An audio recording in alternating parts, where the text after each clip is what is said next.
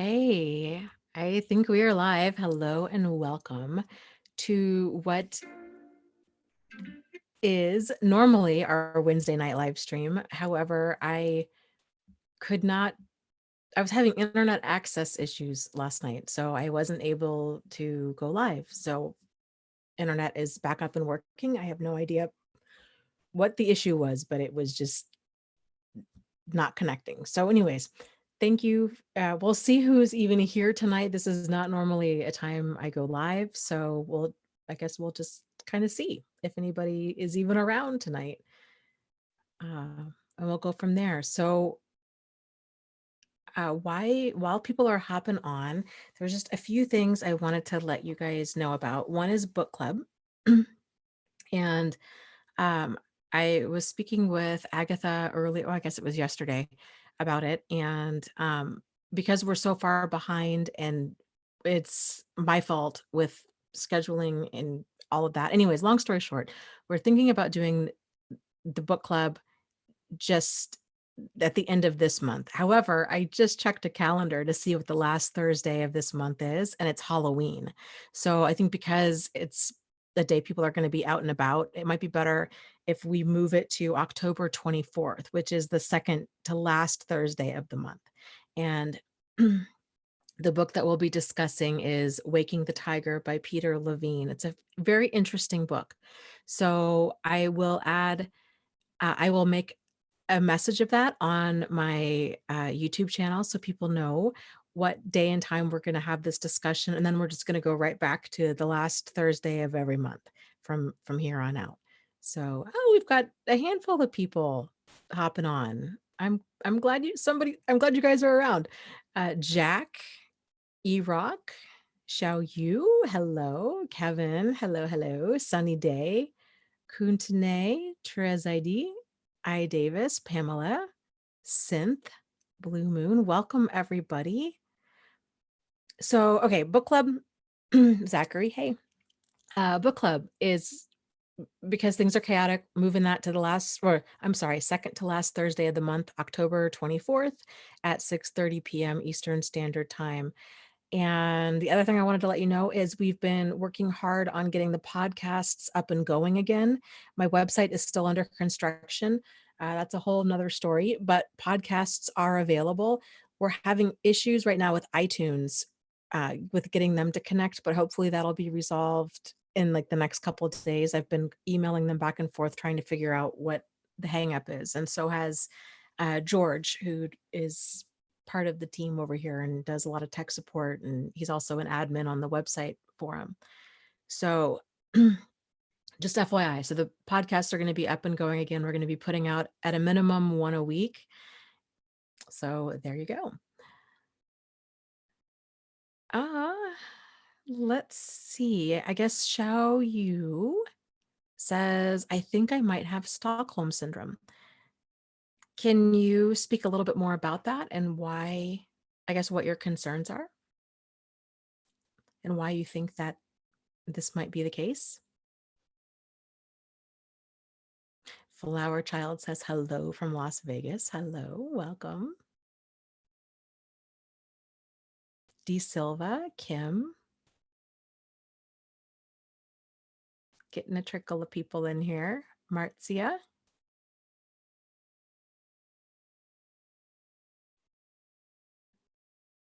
Anything else new and exciting for you guys? E-Rock says, I'm having setbacks. I relapsed on something, and I know certain people out there in my daily experience. For example, a neighbor exploits me. I let her get way too close.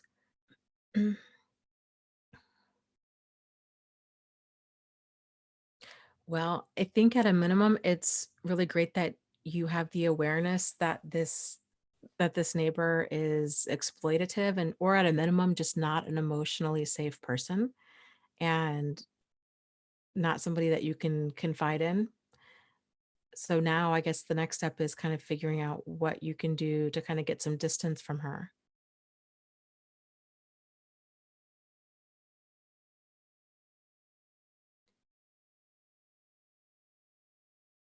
Xiao Yu says, I can't seem to take any chances of escape from my family. I think if I leave them forever, I'll be financially unstable or they might come after to kill me. So I pretend to like them because it keeps me safe. Well, I think the first concern of being financially unstable, that might have some teeth to it. Like, that there might be some reality to that. So I guess it would be figuring out, okay, if this is the fear, if I leave, then how can you kind of get a financial safety net in place before you make the jump? And as far as that they might come after you, you can always, if you really feel like this is something that you've got to do, I've really got to, that you've got to distance yourself completely from your whole family. You don't have to tell them why. You could always, if you feel that unsafe that they might actually come after and harm you, you could potentially see about applying for university in a different area, um, moving to a different country, saying that it's for work or that you just want to explore the world. You don't have to let them know, hey, I've got to cut complete contact here. So that might be a thought. And and then that way you're not making it their fault, and that shouldn't really increase any defensiveness in them. It's just a thought. Synth says, hey Dana, what are your thoughts on being blocked on social media by a friend or partner? I guess it depends on the context of why that might be. So, was there a falling out? Was this out of the blue? I guess, how do you feel about it now? How did you feel about this person before? All kinds of things. So, yeah, I guess there would need to be some more details given before I could really kind of weigh in on that. It can definitely be hurtful if you're not expecting it and it comes from out of the blue. Uh, but at the same time, I think it can also be helpful to realize that people, uh, assuming that there was no major falling out or what have you, it was completely out of the blue. Sometimes people just block other people for their own reasons that have nothing to do with you necessarily. So, I would kind of keep that in mind too.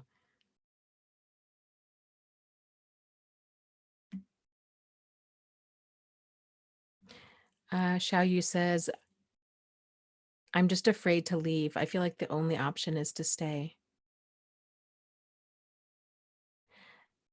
With as far as family goes, it's a totally valid fear to leave everybody that you know. Even if your whole family is really damaging and dysfunctional and toxic, it's it's still difficult to realize, okay, then I'm going out in the world on my own.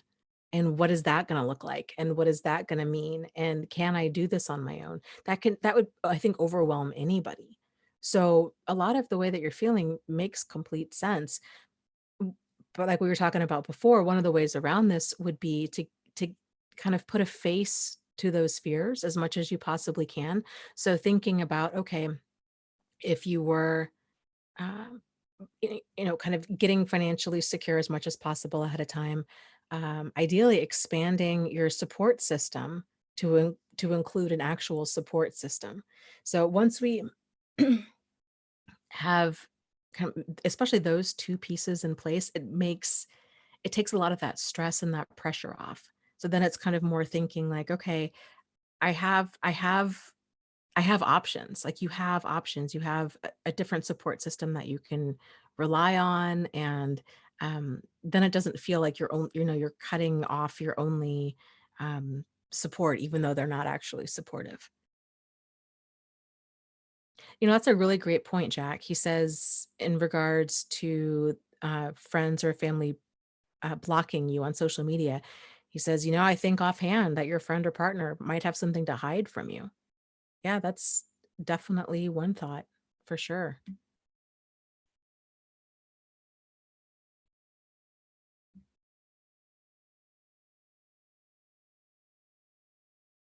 Okay, and then Xiaoyu also mentions that she's 18. Yes. So then even more so, it's difficult transitioning into adult life anyhow, even if you have a loving, supportive family and you have money in the bank and you know what the next step is gonna be. It's a very it's a big moment in a person's life. So to be 18, to be at that transitional place and to have all of these other things going on, everything that you're saying makes complete sense as to why you would feel really anxious about doing this. Like I said, I would really encourage you to take the time now to start really building up a solid support system. It can be people online. Ideally, it'll be people in person. You can, I don't know how meetup groups function in your part of the world, but if there's meetup groups, really just connecting with like-minded, supportive people, I think will really help to reduce a lot of that anxiety that you're feeling. And, worst case scenario, uh, you wind up with just supportive people in your life. So it's kind of a win-win when we expand our support system circle like that. Elizabeth asks, do you think you can condition mildly abusive people to respect your boundaries? Potentially, potentially. It's going to depend on some more context. It's going to depend on kind of I think if there what kind of consequences can possibly be in place. So it's potentially a lot easier to condition a mildly abusive person to respect your boundaries when they're a coworker, because you have the consequence of getting HR involved. You have the ability to go find another job. There's more consequences and there's more actions that you can take. It's a lot more difficult if this person is a significant other or family. So I guess kind of thinking about how would you, because boundaries are only as strong as the consequences that accompany them.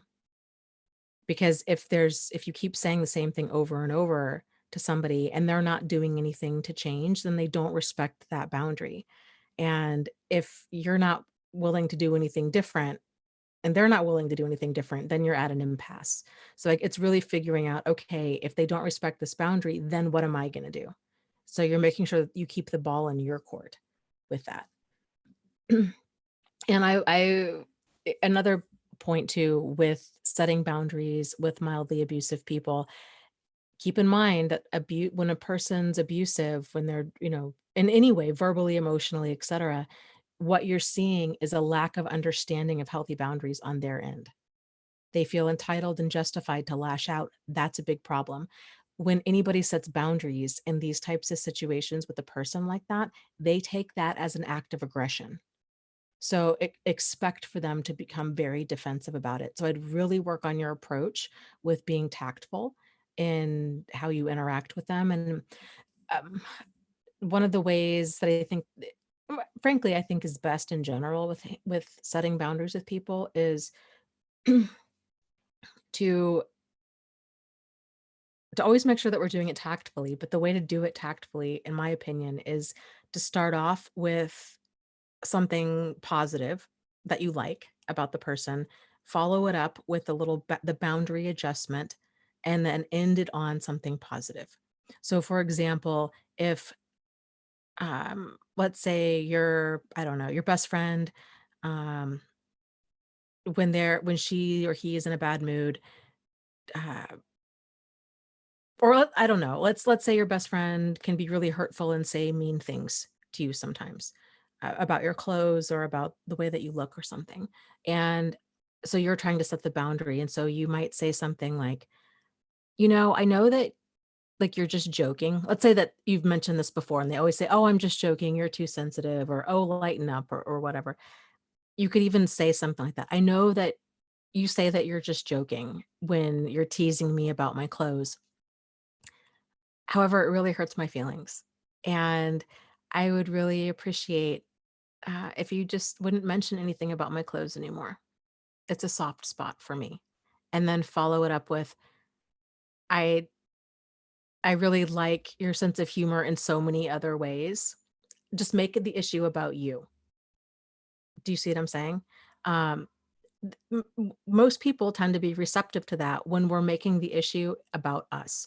It's when we come across like, I don't appreciate when you made that comment about my clothes. That's just not okay with me. Even though that's the approach that's taught with most like assertive communication, that doesn't go over well with anybody. Nobody likes that because it feels like you're getting T-boned by criticism and it's going to make anybody's defensiveness go up, especially with a person who already has a history of, uh, you know, being defensive and not being able to regulate their behavior with that defensiveness. So does that make sense? And you'll find out pretty quickly if your approach is working or not.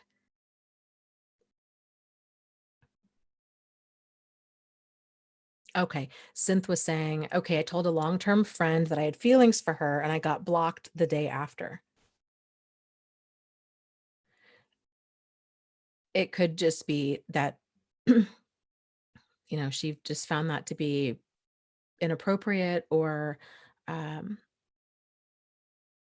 I don't know, any number of things. What I have noticed with women in particular, I will say, is that a lot of times, and I've seen this happen multiple times, and I've experienced it on like a more mild end of this, where a lot of times when women have friends, and I'm not sure what the dynamic is here, but especially opposite sex friends, if they truly, and even sometimes I would say opposites, and I'm sure there's like a homosexual dynamic that also pertains to this, but this has just been my experience with the hetero side of things. But I've seen, okay, so let me just explain what I'm saying, okay? Um, where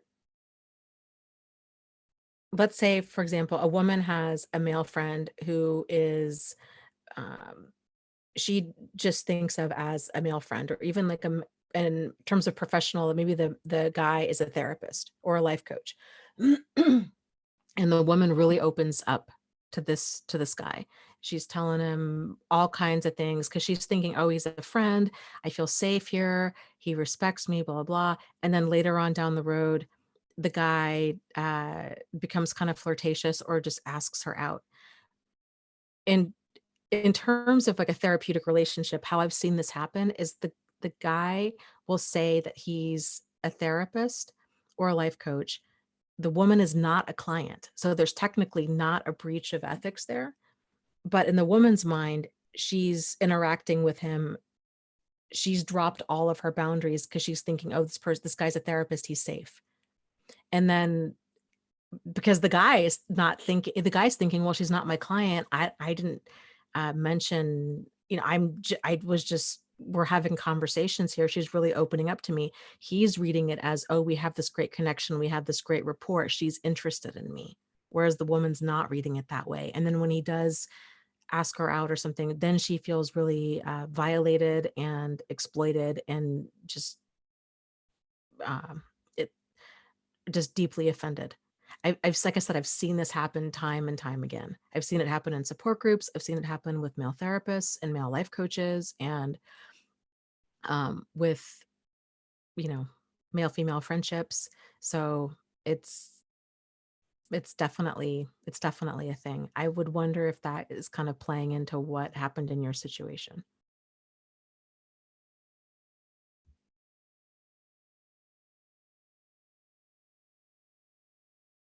Um, Xiao Yu says, how should you respond to a friend that asks you out multiple times after you've rejected him before? At that point, I wouldn't consider that person a friend. I think that's really pushy and it shows a complete lack of respect for your boundaries and it's rude and inconsiderate and just not okay.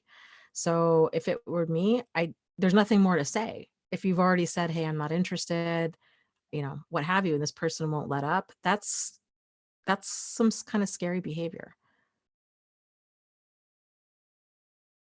I would say, Xiao Yu says, like they couldn't get over you. I would just start interacting with them less and less. So I would just kind of stop returning phone calls. I would stop spending time with them. You've already said your piece. This person's obviously not a friend. He's a guy who's kind of waiting in the wings, hoping that you're going to come around and see him in the way that he wants you to see him because he's interested in you. So I would stop and I would see that dynamic for what it is. And then I would stop treating him like a friend because it's sending in his mind, it's sending the wrong message. He's still thinking there's a chance if you're still talking to him and interacting with him as a friend. So I think it's time to just really start backing way up.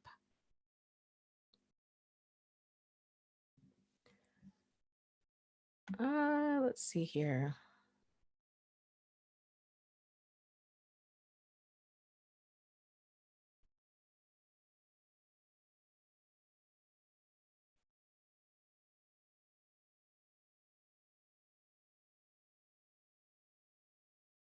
Okay, that's lots of chat going on here.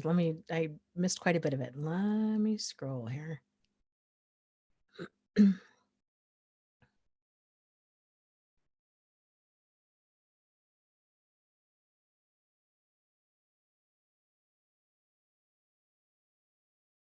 Okay. Oh, there's a lot going on. Okay. So Sarah asks, how do I deal with my mother? She doesn't know what a boundary is. I have been told I have borderline personality disorder, which makes it difficult. Well, I think, I guess what part of borderline personality disorder makes that difficult for you? Because I have my own thoughts about that, but it might be very different from what you're struggling with, and I don't want to make any assumptions about that. Uh, so let me just address the part about your mom doesn't know what a boundary is. This is where consequences come in. So we have to do something different. So she doesn't need to learn what a boundary is. She doesn't need to learn all about this. Like the example I gave earlier, let's say you have a friend who teases you, who cry, because here's the thing with boundaries. Nobody else knows where our boundaries are until we make them known. And our boundaries are going to be continually shifting based on a lot of different things, based on how we feel in that moment, based on that person, based on overall context, based on how we grow and change as a person. Everybody, and boundaries are a very individual thing. So everybody else is also going through the same process where something might be fine with them at one point in their life and then it's not fine with them later on. That's just how personal growth goes and how and boundaries are an extension of who we are. So that's just kind of how that process goes. So if let's say, your mom makes a comment about your appearance, uh, and that's not okay with you. And so then you could say something back like, mom, I know you're coming from a place of concern, but I really don't want to have discussions about my appearance. It's just, it's a soft spot for me. And then if she continues to push you on that, well, I'm just concerned and I just feel the need to say something and I don't know. And why won't you, lose weight or why won't you do anything different? And she just won't let up. We can reassert that boundary and just say, I understand that you're concerned about whatever it is about my appearance, but continually bringing it up with me isn't motivating me to change. It's motivating me to kind of get some distance from you. It's hurtful. And there comes a point where this just isn't a welcome conversation. And if she keeps at it, then at that point, it's like, okay, then you just got to keep backing things up to where you just basically start spending less and less time with a person. So boundaries, the first type of boundary that any of us can set is just being assertive, basically saying, hey, that's not okay with me in a tactful way. If that doesn't work, and we want to try that maybe depending on what it is, a couple times. If it still doesn't click with the person, then starting to spend less time with them. And then you start doing a physical boundary. So it kind of tends to start off with setting that assertive boundary first, and then following it up with, okay, now it's just time setting that physical distance second. Okay.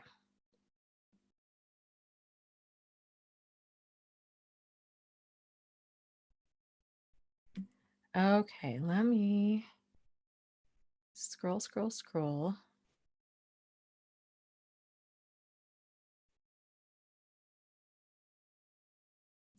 Gigi, people are talking about DBT, dialectical behavioral therapy, and Gigi makes the comment, I just don't think DBT is appropriate for abuse situations, like victims of abuse.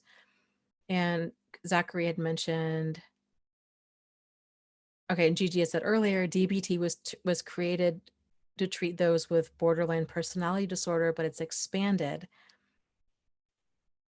And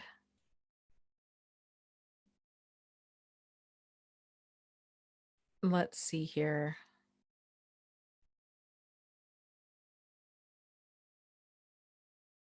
Kuntane also mentions, I did a CBT session, which is cognitive behavioral therapy, for 6 weeks. And I totally get it, but I'm afraid to ask about doing a DBT session because it's known to be more for narcissists. It DBT is primarily for borderline personality disorder. There's a lot of really wonderful emotional regulation and mindfulness skills that I think we could all benefit from. Um, so narcissists, by and large, uh,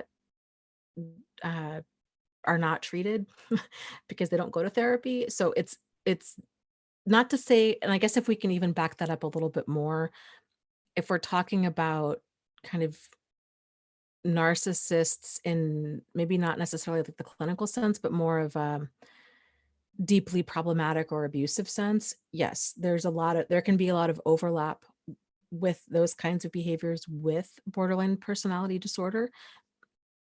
However, the skills with DBT are, like I said, there's a lot that can be squeezed out of it. I do agree with you though too, Gigi, about there's some parts of DBT that can really be concerning and problematic and potentially damaging to victims of abuse. And um, it's because DBT, there isn't the lens of abuse on it. So it's like any other kind of well-intended advice that can be really skewed when you're working when a person's gone through abuse, they're going to interpret things very differently than they just have a broader context, frankly, of understanding the world than a person who hasn't experienced that. So certain concepts, like Gigi had mentioned, holding two opposing truths at the same time, um, that can potentially be problematic. I'm trying to think of some other ones. Treating the survivor of abuse that their emotional dysregulation is basically something that they need to work on, which in part it might be, but the bigger issue might be that there's like PTSD stuff going on that needs to be addressed. So I've come across people that have a lot of survivors of abuse will get into therapy and they'll say, I've got anger management issues, I have commitment issues. They're they're identifying their own behavior because they realize, like, I am all over the place with my significant other. I fluctuate really fast between uh, I'm just easily reactive. I think I'm abusive. I'm jealous, I'm controlling, and it's scary. They might even be diagnosed with bipolar or borderline personality disorder. But then when you get into it a little bit further, it turns out, oh, actually, this person's in a very kind of covertly emotionally and psychologically abusive relationship. And the way that they're behaving is completely understandable and appropriate, frankly, for being in a situation like that, especially when they don't know what's going on. And so then them getting that validation of your ability to go from 0 to 10, like, you're not jealous, you're not controlling, you're not any of this if your partner's out doing squirrely stuff, or if they're planting seeds of jealousy, like actively planting seeds of jealousy within you, and if they're playing all kinds of games, then yeah, any person's going to feel unhinged and very reactive because of that. So the answer isn't to get better at handling those emotions. The answer is we need to examine uh, basically need to get out of relationships like that and kind of examine what got us in there to begin with. So but these skills aren't, these skills like the self-awareness component skills of this are not something that's readily taught. And so there's just a lot of confusion about it. There's a ton of confusion having to even do with mental health providers, um, about abuse and and seeing verbal and emotional, especially emotional and psychological abuse for what it is. It's really, really frequently misunderstood. And that's a problem. So if a clinician can't even, if they're starting off with assessing the problem incorrectly, everything else is going to be incorrect. The assessment's going to be wrong. The diagnosis is going to be wrong. The treatment plan is going to be wrong. All of it's going to be wrong. And that person's going to leave therapy basically learning how to walk on eggshells better. And that's damaging. So, yeah. So, yes, I could go on and on about it. But the components of BPD within a healthy context are fantastic. It's just making sure that we understand the healthy context of them. If you haven't already read my book, Out of the Fog, you can find it pretty much anywhere online under Dana Morningstar. I highly recommend that. That whole book goes through, it sorts out dysfunctional concepts from the functional component of that. So, for example, like the difference between codependency and commitment, the difference between a friend versus somebody who's being friendly, the difference between um, love bombing and love, and a healthy bond and trauma bonding, and on and on and on. So once you have a more empowered understanding of the differences with these things, it's so much easier um, to navigate a lot of kind of these well-intended but can be potentially problematic treatment modalities, I guess, out there. Okay. Let's see. Let me scroll up here.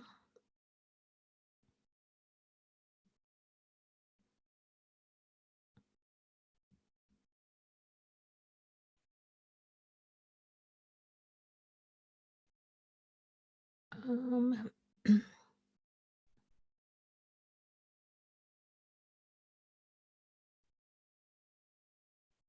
Synth says in regards to his friend, he says, it feels like I will never be able to see or speak to her again. My birthday was yesterday. I thought she'd send a message. Hopefully it's overwhelmed, but I feel kind of traumatized by it. I can imagine it's devastating when there's that unintentional boundary violation there, especially if there were feelings on your end, and then to find out, wow, okay, this really did not go as planned at all. I never meant to hurt her. I never meant to um, you know, get to the place where she actually, blocked me. So it might be something, if down the road a little bit, you might want to, I would encourage you to write out a message of some sort and email it to her and just and address that. I'm not really quite sure why you blocked me. This is what I'm assuming, that me asking you out really crossed a line. I am so sorry about that. That was, I thought that you would be open to that. You weren't. I promise I will never bring it up again. I really value your friendship. And if we stay friends, then we stay friends. And I won't push for anything more. And see, and see what she says.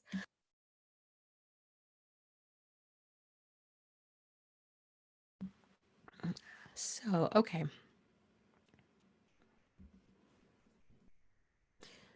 Let's see. Let's scroll up here.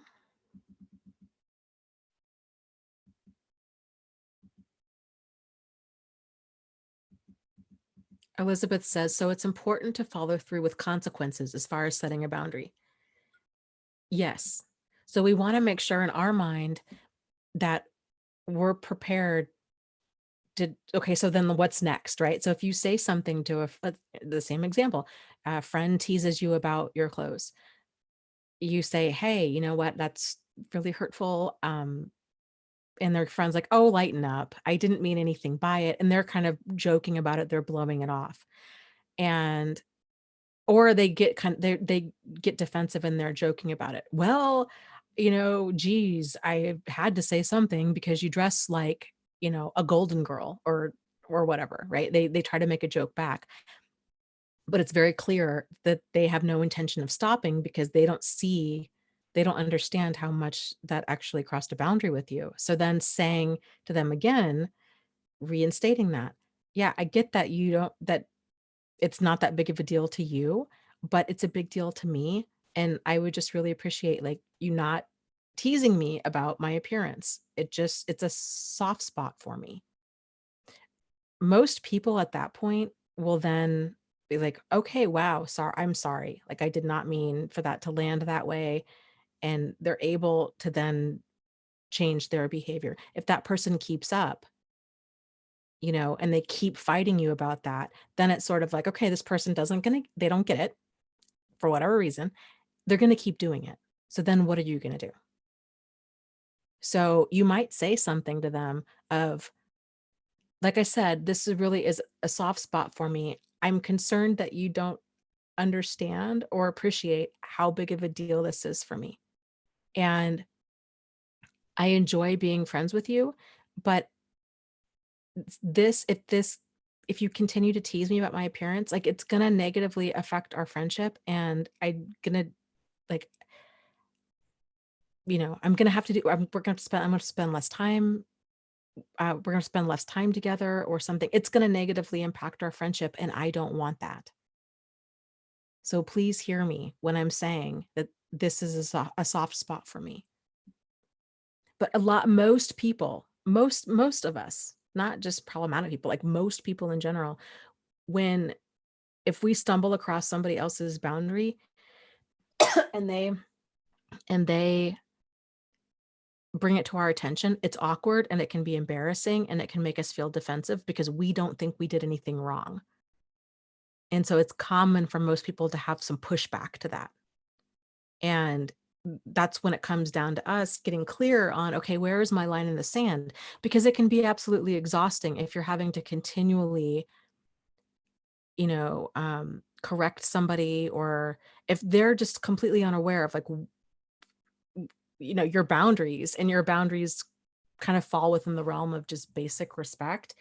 It's going to get old really quickly, and my guess is that friendship or whatever it is going to start going its separate ways, because it's exhausting to have to continually tell somebody, "I don't like being teased, I don't like being made fun of, please don't call me at 3 in the morning, please don't hit on my boyfriend, please don't joke about my weight." Do you know what I mean? Like, that kind of stuff, just you have to kind of figure out how much of this is, you know uh how long do you want to put up with that kind of stuff? Like, how many times are you going to address it before you start doing something different?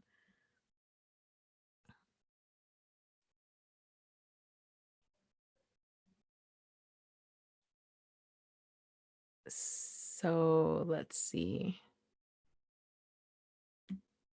here. Kuntne mentioned, she asks, Dana, what's the difference between cognitive behavioral therapy and dialectical behavioral therapy?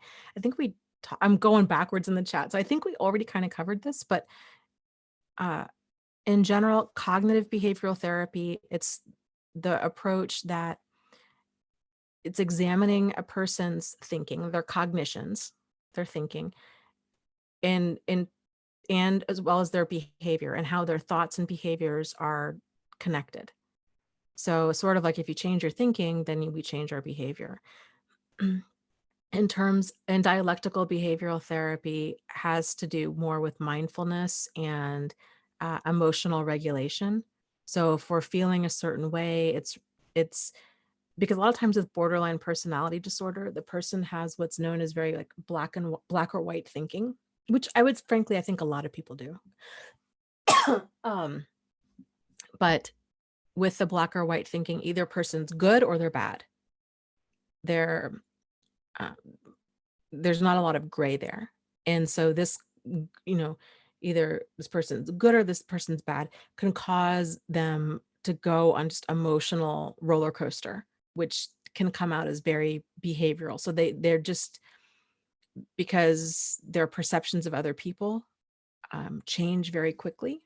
Hold on just a second. I gotta cough again.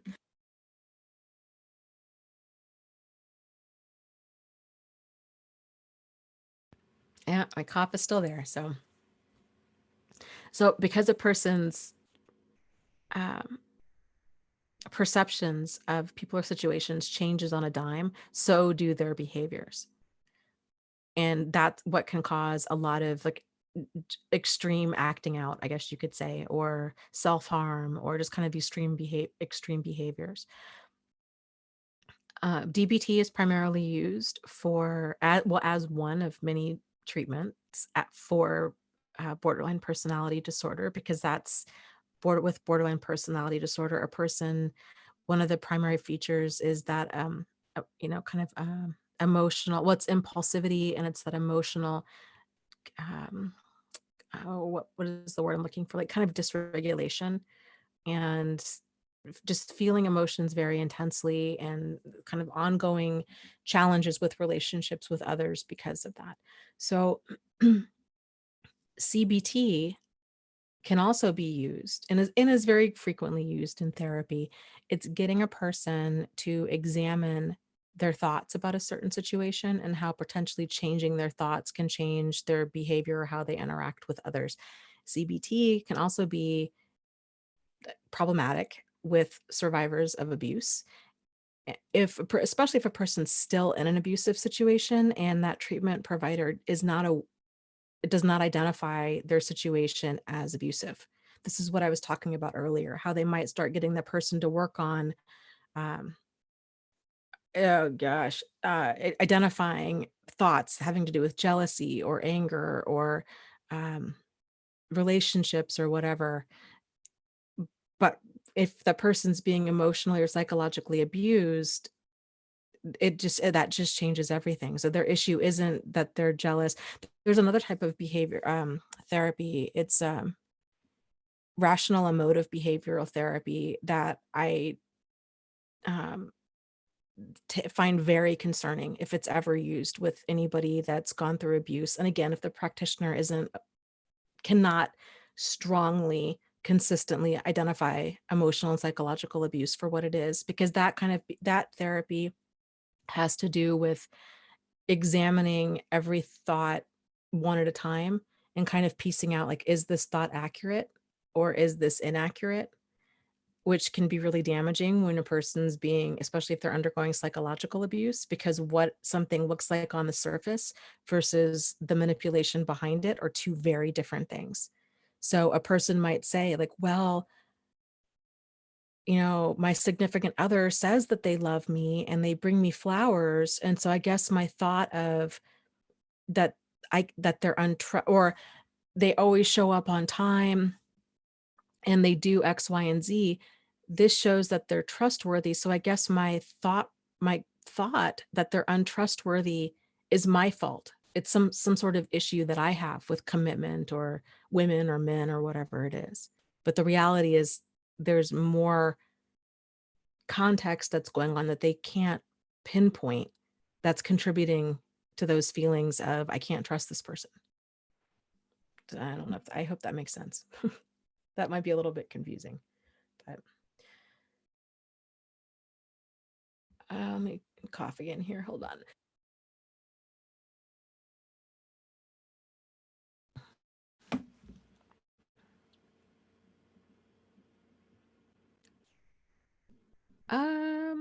Dawn asks, what do you think of EMDR therapy? It's supposedly shown to have great success with survivors of a wide variety of trauma. It's one of like the go-to treatments for trauma.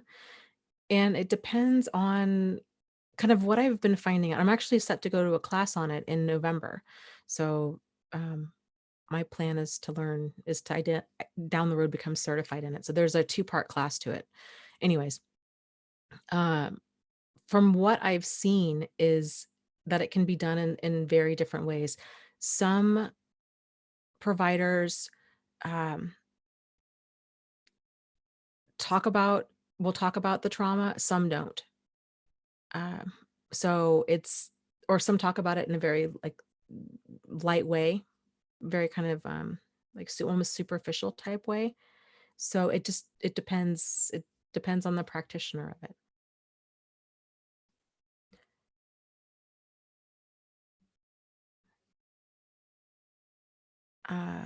If you're interested in EMDR therapy, I would, contact a practitioner and see what their approach is. And if you have concerns, I would let them know. Like, these are my concerns. If I come in here, like, kind of what can I expect?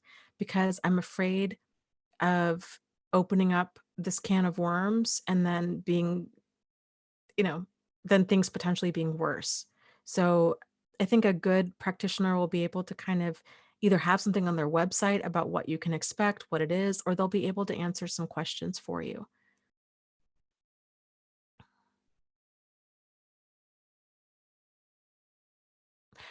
Did I know that about you, Gigi? I feel like I didn't. And that's the most awesome thing ever to hear. She says, I'm a psychology major and a betrayal, trauma slash narcissistic abuse survivor. I did not know that you were a psychologist. I don't remember you being a psychology major. That's, I'm excited because I think, boy, you are the right, you are in the right field. So we should talk more about that at another time. Let's see here. Huffle Mom says, on the subject of boundaries, due to one thing or another, I never really had boundaries. It's taken me a while to finally see, strengthen, and trust them. Thank you, by the way. Yes, you were very welcome. And you know what? I think that goes for the vast majority of us. I was very much the same way. And I thought, again, I think a lot of people out there they think that they have decent boundaries. And it's not until they're really pushed, or it's not until we, read something that really resonates with us in a certain way, that we realize, oh my gosh, I never thought about this in this way. That Pia Melody book we did for book club a while back, I think it was the intimacy factor, where she goes through different types of boundaries. That was so eye-opening for, I think, so many people, myself included, how she really just listed out the different types of boundaries, internal and external. So what we put out into the world, and then also what we let in from the world. And I loved looking at it that way. That just made so much sense. And we have physical boundaries, we have sexual boundaries, we have emotional boundaries, verbal boundaries, all different kinds of boundaries. And, uh, you know, just, I don't, just viewing them in that way, I think is really helpful. Okay. Let's see. Let's see. I'm going to scroll up, see what. That is really interesting. Zachary is saying the FDA just gave breakthrough status for MDMA assisted psychotherapy. They're currently in phase 3 trials. I think it will help a lot of people.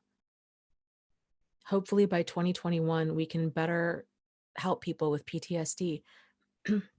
That's really interesting. I know that there had been trials about that, and I've heard good things about it. I don't know that much about it, but hey, um, I'm all for any treatment modality that can potentially help. We should also have that conversation more. I really need to spend some time looking into that so I can speak speak more intelligently about it. Because my knowledge of it's very minimal. Melissa says, Dana, will you please provide some tips on how to train yourself to stop oversharing? I think the first one is to start being aware of, well, I think maybe to identify what oversharing is first and foremost. And because odds are, because it's a boundary issue, right? So it's basically us being um, really kind of lacking an appropriate boundary with what we're putting out into the world. And like with any other skill, it's going to be, there's a learning curve to that. And so what a person is seeing, what their level of awareness now currently is for oversharing, and what's currently registering as, oh boy, I'm oversharing, odds are that's just the tip of the iceberg. So I guess to answer your question, the first part would be getting clear on what oversharing means. And the second part would be uh, acknowledging or bringing that level of awareness to when we are currently oversharing. And then the third part is bringing some space to that. So if there's certain situations, for example, that we continually find ourselves oversharing in, to anticipate that this is kind of what we do, and then to slow that down. So, for example, let's say a person has a pattern of oversharing with people that they just meet, dating wise or friend wise, and their mindset is, you know what, hey, I'm an open book, I have nothing to hide, ask me anything, I'll tell you nothing's off limits, I'll just tell you basically whatever you want to know. That's oversharing. And because who you are, especially deeply personal things about you, that's personal information that is, we want to make sure that that other person is emotionally safe before we just put stuff out there like that, because we don't know how they're going to respond to it. And if a person's going to respond to it in a way that they judge you, or that you get the feeling that they're judging you based on their body language or things that they say, then, or even sometimes I think leaving a situation where we know, like, if it's a first date or even a 10th date, or time that you're hanging out with somebody and we leave and we feel like, "Oh boy, I cannot believe I said way too much." It's that icky feeling of, "Oh my gosh, I hope this doesn't run this person off," kind of a thing. That these are some signals that we've overshared, because if we don't know how that person's gonna handle it, that means that that level of emotional safety hasn't been built to that level yet, that we can trust them with things that are deeply personal. So, uh, opening up to another person, it's a gradual process, and one where we're continually looking for how are they already handling what we've told them. So, and then you're adjusting accordingly. So, let's see. So I guess that's a lot of it, is just bringing awareness to when you're doing it, slowing things down. For a lot of people, alcohol can make oversharing almost inevitable. So realizing, okay, if I'm going on a date or if I'm meeting up with some new people, maybe you normally have a drink or so, maybe to kind of help you relax, or it's not normally an issue, but it tends to kind of loosen up what you're saying, anticipating that, and then realizing, okay, you know what? Even though I might really want to drink, I'm gonna have water or I don't know, a virgin margarita or something instead, because that doesn't help with me keeping appropriate boundaries.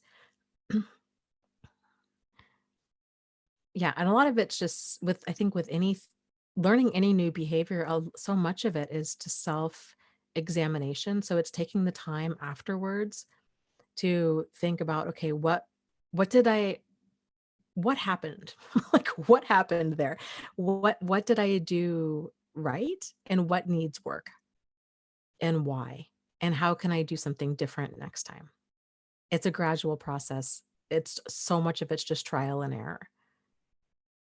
One of the things I think that at least helped me was realizing that the importance of putting different people in different circles, that we all have different circles. So the conversations that you would have with uh, a complete stranger in the elevator versus a coworker versus your best friend versus somebody that you're on date number 3 with are all going to be very different. And so bringing that to your level of awareness of, oh, okay, I need to be able to really moderate myself and the things that I talk to other people about. So I think just realizing that certain contexts call for different levels of conversation. and depth of conversation. I know a lot of people, myself included, thought that it was a good thing. Hey, I'm an open book. I have nothing to hide. Ask me anything. I'll tell you anything. I'm not ashamed. I have no regret. I have no shame of my past. And that's great. But still, that information is something that really needs to be earned and be shared with somebody that's emotionally safe. So, and there's also something to be said for opening up gradually, because to the other person, if we're continually putting everything out there and we've only known them a short time and we're not at that level, and we're the ones that are like, oh, and here's everything that's really deeply personal about what's going on in my life right now and what's going on in my past, that's too much. That turns off most people because it's just too much too soon. So realizing that even though we might want to get defensive and think, well, I'm just an open book and I should be this way and I don't want to change that, realizing that's turning off a lot of people, because it's if the relationship's not there yet, it's too much and they don't know what to do with that information yet. So I hope that helps. Okay, let's see.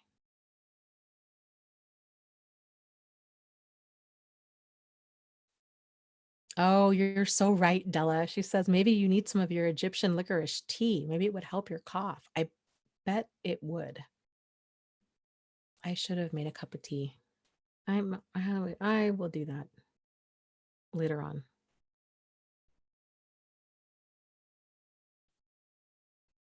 Okay, let's see here. Let me scroll.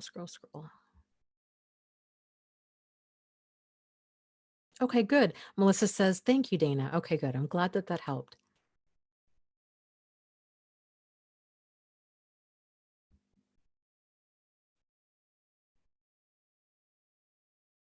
Let's see.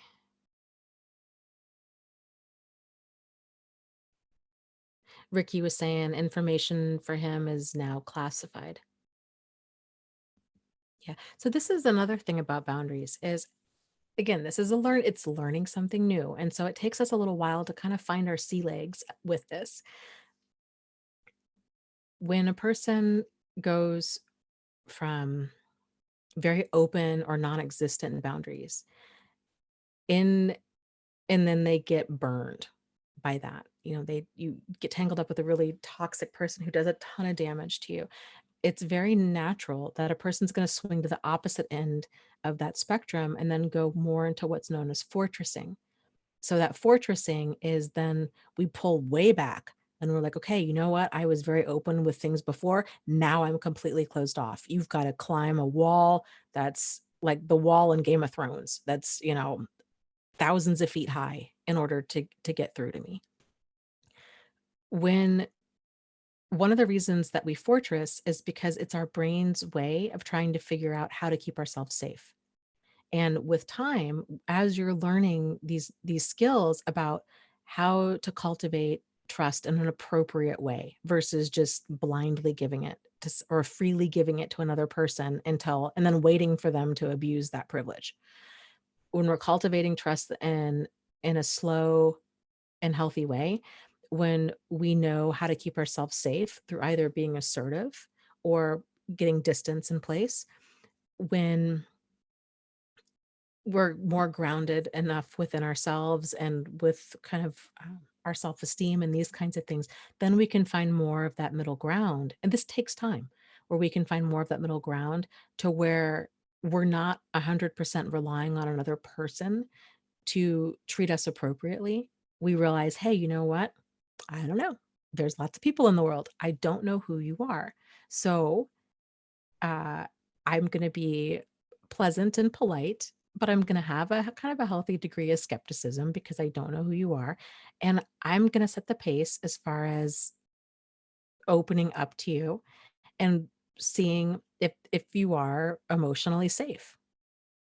That's the really kind of, I think, empowered way to go about that. And so then we're seeing if you tell a person something on a more casual level, oh, yeah, let's say, I don't know, you had a really rough day at work or you saw a dead animal on the side of the road. Maybe, I don't know.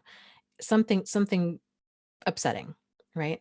And that person makes light of it and they start joking around about it, and you don't find it funny. At least you don't, you just don't find it funny. You're like, "Oh, it's no, like actually that hurt to see that. And I'm telling you this because I'm feeling hurt." And they're just not in sync with you emotionally on that. Then kind of realizing this, like, okay, we're not kind of in sync emotionally. This other person doesn't have to be bad or, a narcissist or any of that. It can just be like, there's this disconnect there where I can't talk about certain things with this person because I'm just that connection's not there. Or on the opposite side of things, let's use this as an example.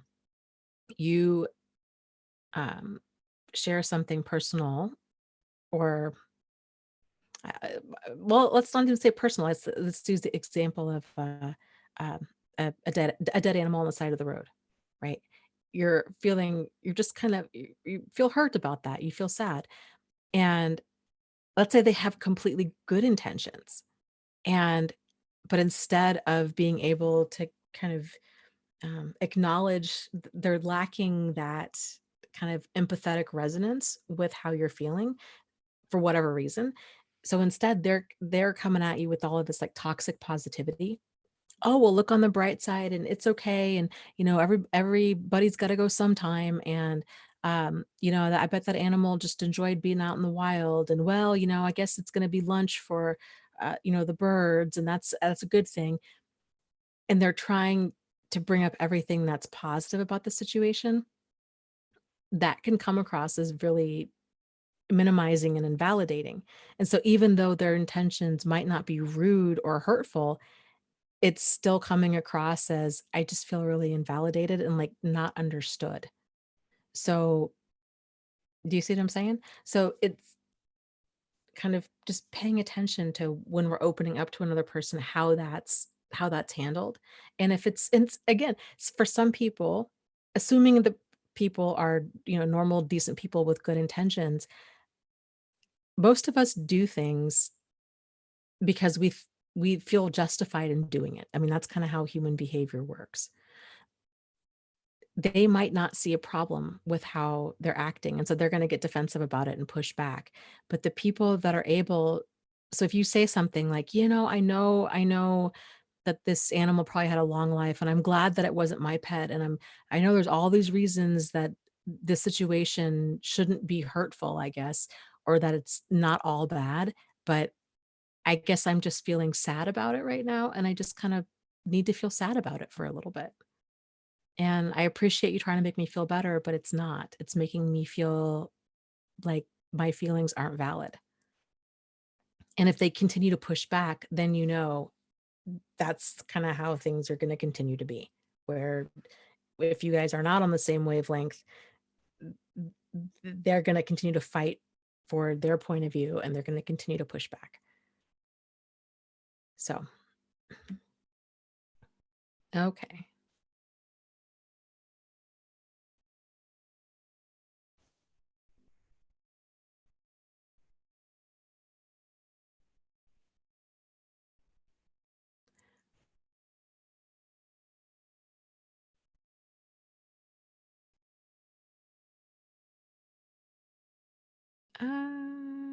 Cha here.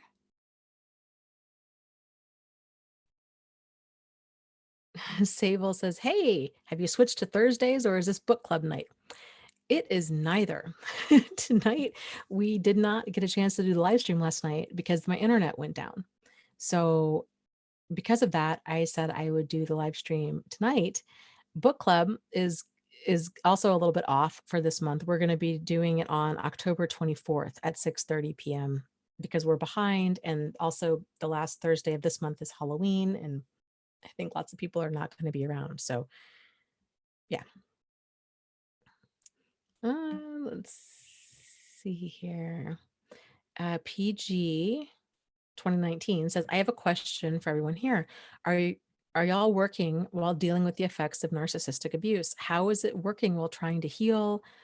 Um, do any of you struggle with chronic pain and no energy?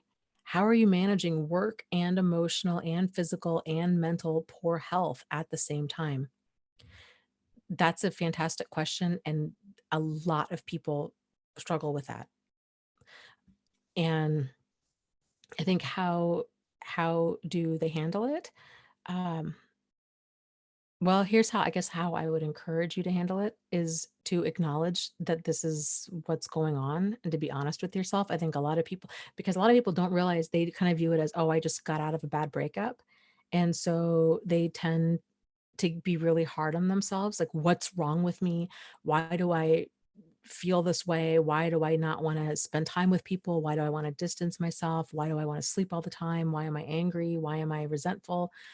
Um, Physically, I keep getting colds. I'm just not doing well. What is my problem? And they get really upset with themselves for feeling the way that they feel. So I think acknowledging that it's common after you've been through any type of abuse, emotional, verbal, physical, financial, sexual, spiritual, psychological, you name it, that it really it's transformative in a lot of ways. It doesn't have to stay like that forever, but in the meantime, it just rocks your whole world on every single level. So it takes some time. If so, I would encourage you to bring as much compassion and grace as you possibly can to the situation, to yourself, to not try to push yourself and realize, you know what, you've been through a lot. And so if you're able to take some time off work, if you're able to do self-care kinds of things, now is definitely the time to do it. So just taking it easy on yourself and giving your body and your brain a chance to get out of that fight or flight mode and more into the kind of what they call rest and digest. So more into like a state of calm as much as possible. This also, some of the things that can help with this too are really paying attention to your surroundings and paying attention to what you're feeding your brain. So if you're already in so after abuse or even during abuse, it's really common for a person to be in that fight or flight mode. And so when we're already overstimulated, to be very conscious about what you're putting into your brain. So for most, I would encourage you to really limit the amount of time that you're watching upsetting things on TV, whether it's the news, whether it's, um, crime shows, relationship, movies that are like romantic comedies, anything like that, that feels like it's only further upsetting you, to avoid doing that kind of stuff right now. Same thing with books or music. Now is the time to find things that are kind of helping to reset your system, bring you back to a level of calm. That's kind of the goal right now. So it might mean listening to guided meditations on YouTube. There's lots of them out there. Um, changing up the music that you're listening to instead of like really aggressive music, something that's more calming. Or depending on that aggressive music, if it feels like that's helping you to process how you're feeling, then go for it. But the whole goal is to know yourself well enough during this time to what's further upsetting you and what's helping you to regulate yourself and to do more of what's helping you to regulate. I would also encourage you to ideally cut out caffeine. I know that's fighting words for a lot of people, but even if you've never had an issue with caffeine before in your life, it's a stimulant. And even one cup when a person's already feeling overstimulated, one cup can send a person off into orbit. So you'd be surprised the difference between switching to decaf can make. For some people, it can be the difference between anxiety attacks and feeling completely fine. So don't underestimate the power of caffeine. Also, too, especially for most of us Americans, our caffeine consumption size is way off, way, way, way off. So we think, oh, I'm just having a cup of coffee. It's no big deal. Well, if your cup of coffee is like me and it's a bowl of coffee, well, this is way more than 8 ounces. This is probably closer to 32, or excuse me, 16, probably 20, 20, 24 ounces. So this is 3 servings. That's pretty much your whole daily intake of caffeine right there. If this was a cup of coffee. So if people are doing Starbucks, if they're drinking pop, if they're doing all these other things because they can't sleep at night or they're having nightmares, so they're not getting good sleep, and then they're trying to wake up and stay awake during the day, and they're drinking caffeine, it's just going to get you into this whole. Uh, it's not going to help. It's going to be a whole spiral that's going to be hard to get out of. Zachary says, "Yes, 1 bowl of coffee, please."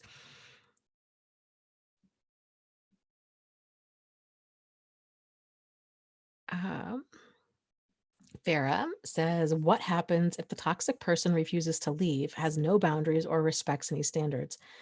Then at that point, because we only have control over ourselves, we don't have control over another person, it's significantly easier to then somehow you need to be the one to leave because that's what you have control over. If you've told them, hey, you can't stay because you have no boundaries and your behavior is just wild, but they won't leave, then it's going to be you leaving. Let's say for example it's a roommate. You've rented a room to somebody that turns out to be way problematic. It's your house. You have a mortgage on it, the whole nine. Uh, in those kinds of situations, you would need to most likely file eviction proceedings on them.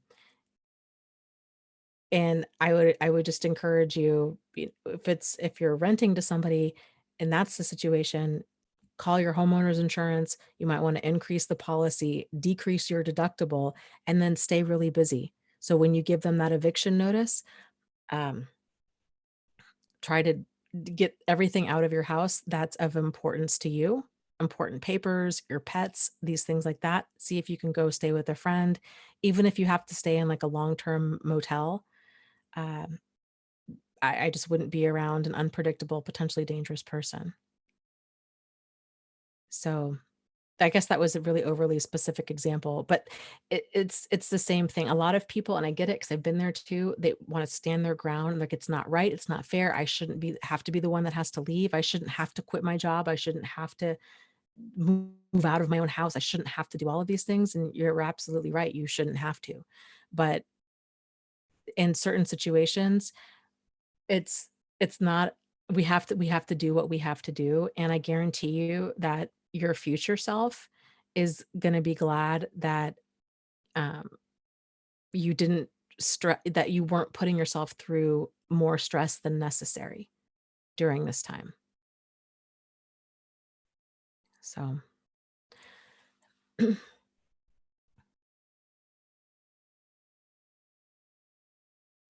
let's see, Jack is talking about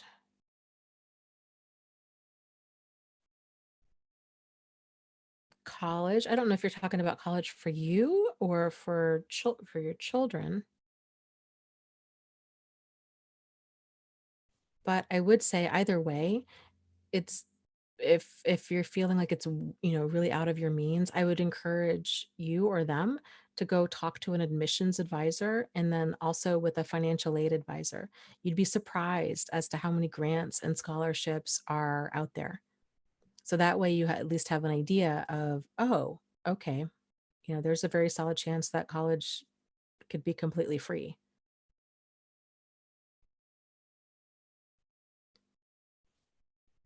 Okay, let's see here.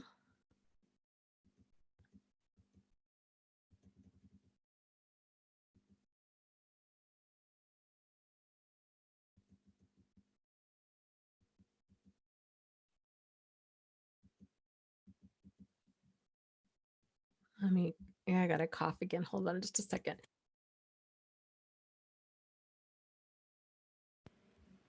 Okay. That's a really great point, Sam. He says, Dana, what types of coffee do you consume? Like soluble ones or like powders? I've left those and I grind my own fresh coffee grains. I haven't felt that coffee anxiety since basically cutting out the chemicals. I would agree with that. I did notice a difference when I went to grinding my own beans, um, and I'm back to I need to really up my coffee game. I'm back to instant coffee, which is very not very good, but I have been so busy lately, so I need to make drinking good coffee more of a priority. I don't have anxiety related to caffeine anymore. I did at the time, but I had so much stress going on that that was what it was. It was just pushing me over the edge and I just didn't realize it.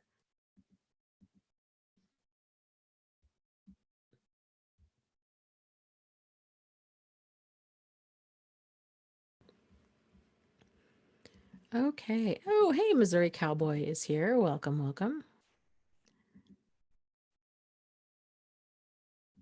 People are talking about shows about serial killers. And Kuntane Mom says, I found movies about serial killers very fascinating. I think they make me feel that I got lucky getting out of my relationship. He tried to kill me more than once.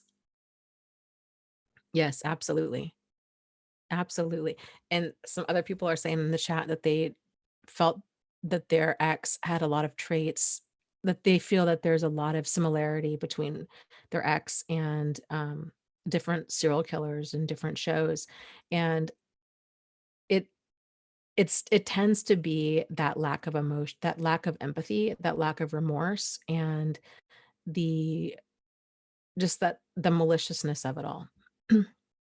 Is mainly but, maybe perhaps mainly the lack of empathy and the lack of remorse, because we don't tend to come across that to that degree very often. And when you really see that a person is so wildly different from any other person you've ever come across before, it's difficult to process. This is one of the reasons too I encourage people, because there's so many different lessons to learn from all of this, and this stuff's not taught, and it's not intuitive, and you're not gonna learn all of the lessons that you need to learn right away. It's gonna be a lot of trial and error, and I hope with live streams like this and the internet in general and more information being out there, that'll it'll shave a lot of the pain of that learning curve off for you. But, one of the things that I encourage people to think about is it's not uncommon for them to be like, you know what? I started dating this new person and now I'm having nightmares about my ex.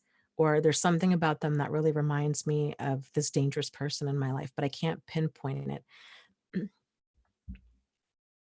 It's been my experience when more often than not, when that's the case, there's you're subconsciously picking up on some problematic behavior that your conscious mind is either doesn't have the understanding for, like, that you don't have the word for it, or, that you're just hoping that you're wrong. So, take these things very seriously. If you're coming across other people where you're like, "Ooh, yikes, this person reminds me of this other abusive person," or, "This person reminds me a lot of Chris Watts," or, you know, I don't know, different other, Ted Bundy or whatever. There's probably something more there, and it's not just PTSD, it's not just hypervigilance, especially if you're not going around thinking that everybody that you meet is somehow like them. If it's just a certain thing about that person that's worth exploring. So, just some thoughts. It's really easy to attribute any hesitation we have for people to what we went through, and sometimes it's more than that. Sometimes it's just that initial stage of being aware of the early signs of problematic behavior, and we're trying to make sense of it.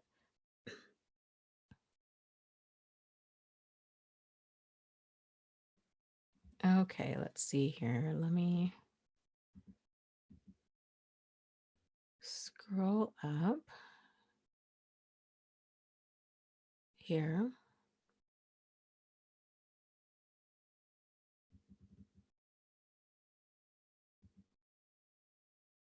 Mm.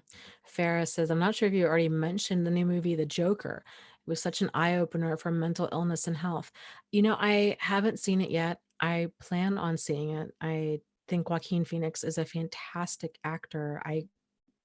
From like the previews and everything that I've seen about the Joker, it looks disturbing and just an overall really well done movie.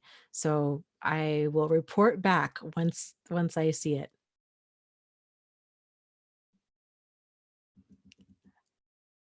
Okay, let's see.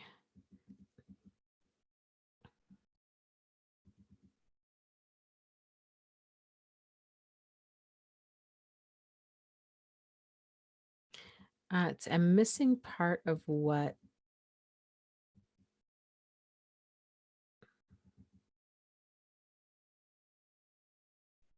last Miranda said here. Oh, shoot. And Jack had a really great comment. There it is. Okay. I was still missing what last Miranda said, but Jack's comment is spot on regardless. He says, I'm getting the impression that you're trying to compare cultures on acceptable behavior, which is just a dead end for you. Just state what you need and we'll accept. Yes, this makes your life so much easier.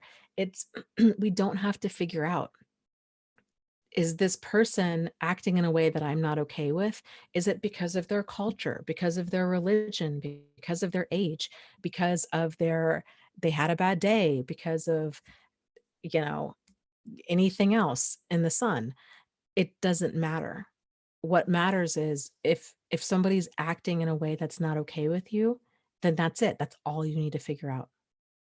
Because we can attribute behavior to any number of things, but then we're just justifying it. And it doesn't solve the issue that you're still going to have of, it's not okay with me.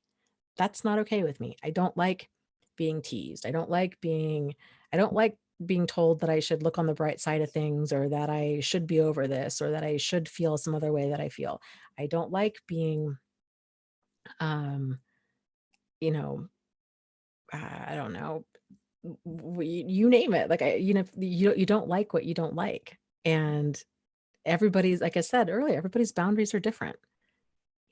Some person might tell you a joke that you really find offensive. It might be hilarious to the next person. Doesn't matter. Doesn't mean that you're too sensitive, too emotional, or whatever. It just means I don't like jokes like that. Or maybe you just, in that moment, you don't like that joke because you're in a really foul mood.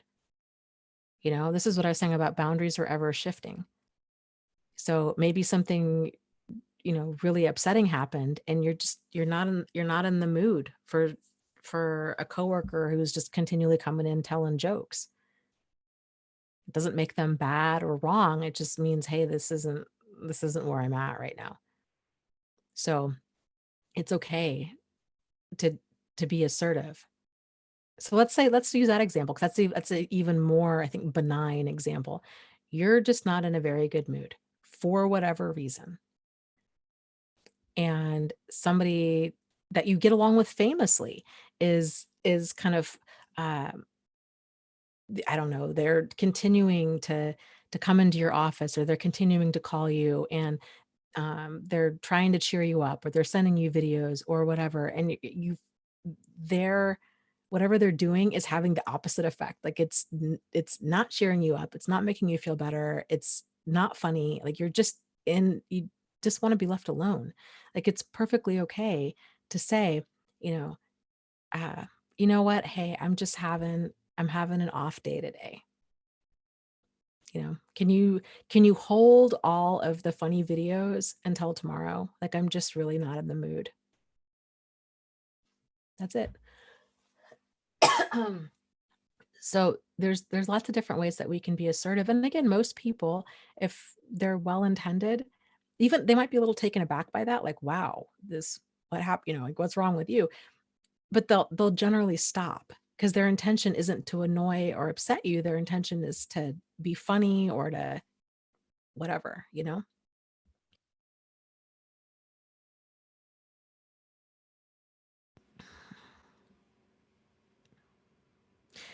Leslie Okay, so this is the opposite end of what we were just talking about. It says, my ex said if I ever cheated on him, he'd kill me.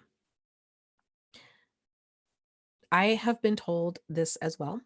And at the time, it didn't register as a problem. The person who told me this was not abusive. The relationship was completely fine. However, it's never okay to say that I'm going to kill you. Like that's intimidating, and it's wildly inappropriate, and it's not a way to handle things. I didn't identify that as but like, I'm like, oh, well, they're just telling me their opinion about this. Like, they're just telling me what would happen. I'm not going to cheat on them. So fine, like weird thing to say, but okay. These days, I wouldn't, that would be instant deal breaker.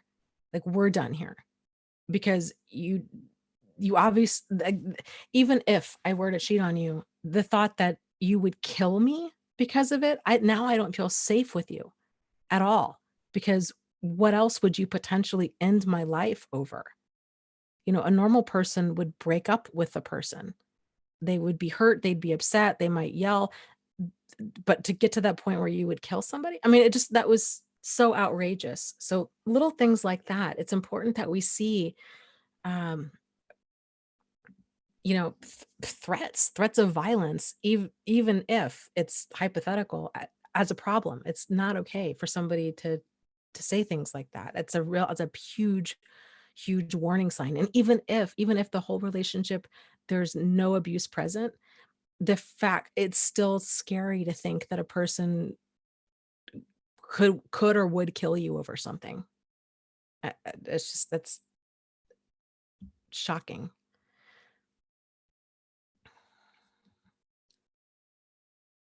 Um, let's see here. I got a cough again.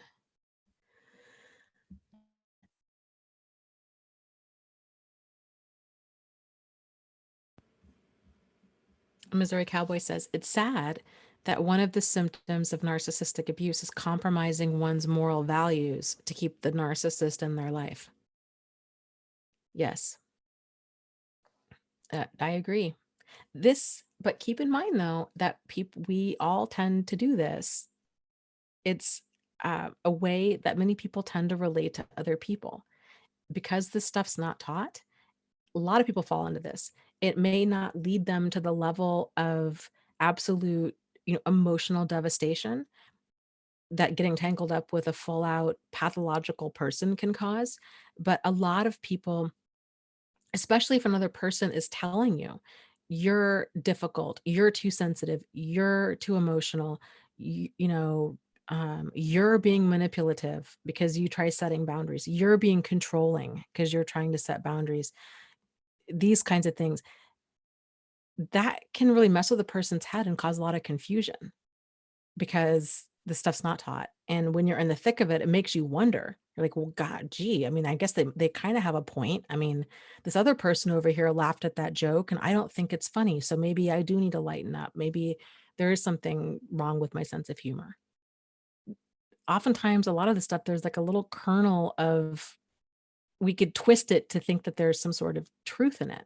Like we can see there, I guess what I'm saying is sometimes the logic isn't so far out there that we can't even understand it. Most of the time, there's it's easy to skew what they're saying. And this is how people get tangled up with that. And lots of people would, even the people that haven't yet gotten tangled up with somebody like that, they would give if the situation was any different. That this stuff really just needs to be spelled out for people. It's not intuitive, and most people tend to be, um, you know, they tend to want to work towards a solution. They tend to want to be easygoing and team oriented, and they tend to give other people the benefit of the doubt, and they try to seek a solution in a relationship. And any of those traits, if we don't know when our boundaries are being crossed, and that not every issue in a relationship is an issue with communication, that it can be power and control, then that, it's a person's going to get way off base. So, okay, let's see here. Let me scroll up here.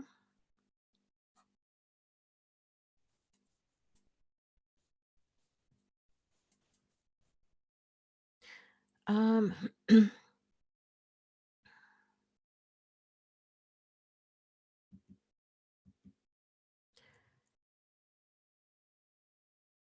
where I just saw.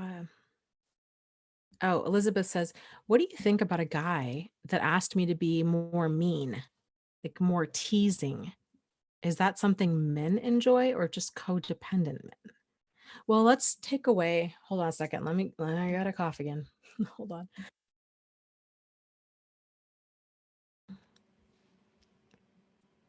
Well, let's take away, is this a blanket statement? Like, is this just something men enjoy, or is this codependent men? Because we could, you know, splice that up and argue that till we're blue in the face, and it doesn't matter. What we're going to get more traction kind of figuring out whether or not what you feel about that. So, and what he really meant by that. So he was wanting you to tease him more. It might be he might have a certain type of sense of humor. Uh, some people can be really, I don't know, sarcastic and have more of like a dry sense of wit. And so maybe that's what he's asking. I don't know. But if it's not how you like to relate to other people, then that's it, you know? So you don't need to change your sense of humor. And not that you even really could. It's always going to feel artificial if you don't like teasing people, or if you don't like engaging in kind of certain banter with other people, you don't like that. And it's just not going to feel natural, and it's going to be uncomfortable. So, you know, you just gotta do you. And I wouldn't worry about whether or not this is a guy thing, or what kind of you know, it just goes back to the whole, oh, you need to lighten up, or you need to be more, you're too emotional, you're too that. It's like, well, no, this is just how I am. Like, maybe you're not emotional enough. Maybe your sense of humor is inappropriate. Like, we could stand on either side of that line. So it's just more about like who you are and what you're okay with, and how you like to engage with other people.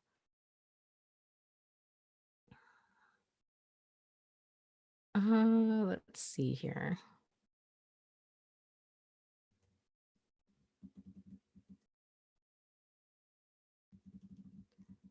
Let me scroll.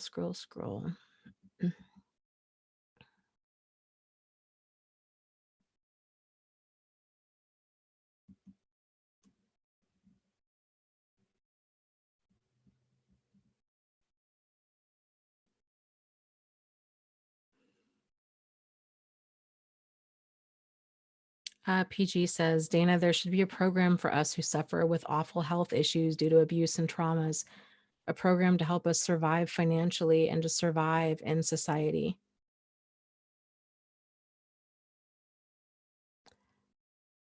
I agree. I agree. If PTSD is, really debilitating, it's something I would talk to your doctor about, because sometimes a person can get on disability for it, and sometimes they need to. Like, sometimes a person really just cannot function, and uh, but that's the healthiest thing that they can do.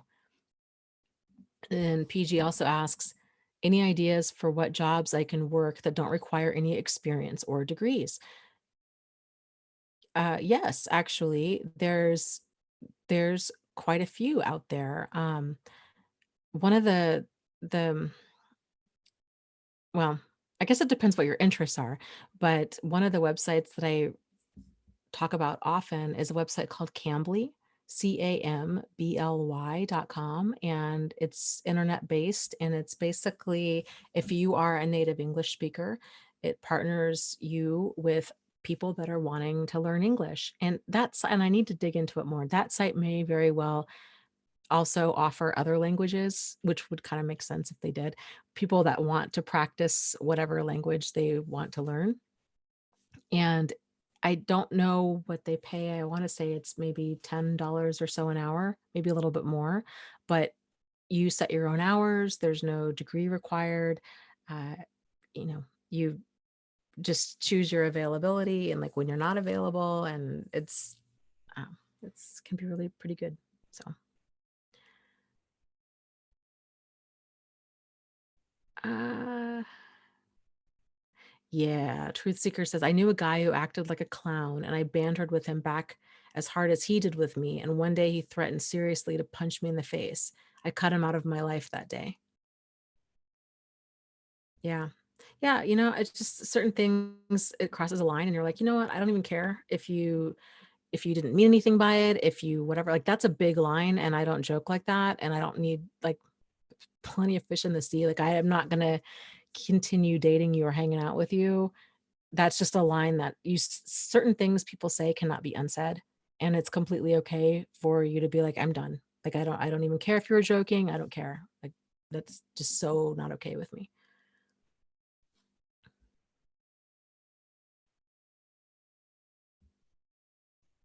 Um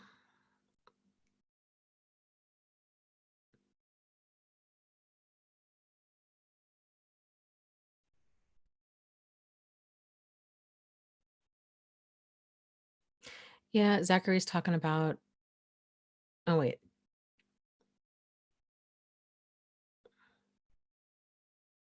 Okay, that's where that came from. It was saying some professionals talk about narcissists in terms of saying that they're all insecure, but research divides them into insecure and vulnerable and more grandiose. And he says, and honestly, I don't know where the real truth is. I think you could make the case that it's a profoundly underdeveloped ego, or unhealthy ego is a better way to say it. So you have the insecure, vulnerable narcissists. Those ones tend to be like they're always trying to prove something. It's never, it's always, they're the one-uppers. They're the ones that it's just, it tends, it comes across the arrogant. Um, it's they've always got to be right.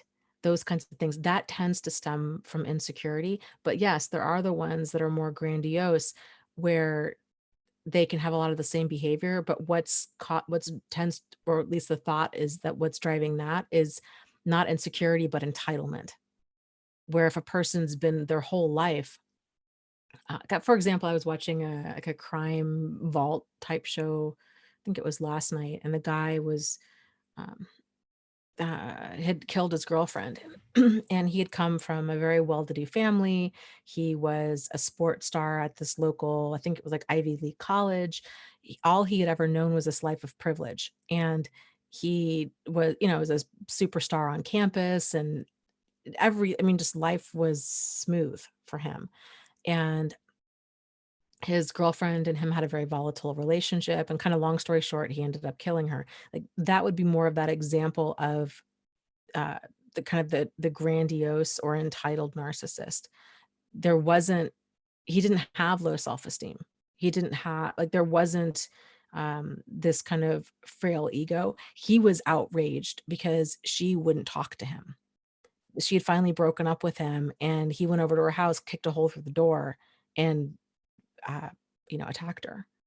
So sometimes it's the problem is still a problematic ego, but sometimes it's that ego is malformed due to insecurity, or it's malformed due to this person has for whatever reason has no concept of the autonomy of another person. It's just that level of entitlement. Like, how dare you do this to me? I'll show you. It's more about power and control. I guess a different side of power and control.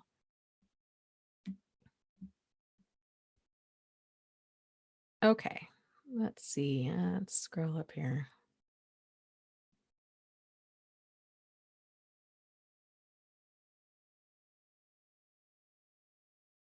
Sebastian, welcome. He says, hold on, I got a cough again. Hold on. Okay. He says, it's scary. I don't love my ex anymore. It's good news, but I feel I will never be able to open to anyone anymore in my entire life. I am living like a Hikikomori now. Well,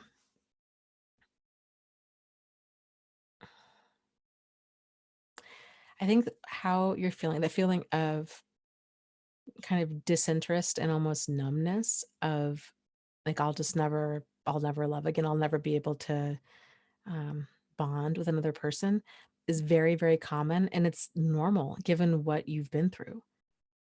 So I will say that in time, with learning how to discern, an emotional, not only discern, but like cultivate the level of emotional safety in a relationship with another person. These skills take trial and error, and it's practice. But once we learn how to effectively relate to other people and to establish that emotional safety and all of this stuff, we relate to people in a very different way, but it can be in a way that's has significantly more depth than how we related to somebody before, because there's so much more of that foundation that's in place. But it's so much of this is finding somebody that you can truly communicate with and letting them know, okay, this is um, just learning how to communicate effectively. Like this is kind of what I've been through. These are some of my concerns. These are some of my soft spots.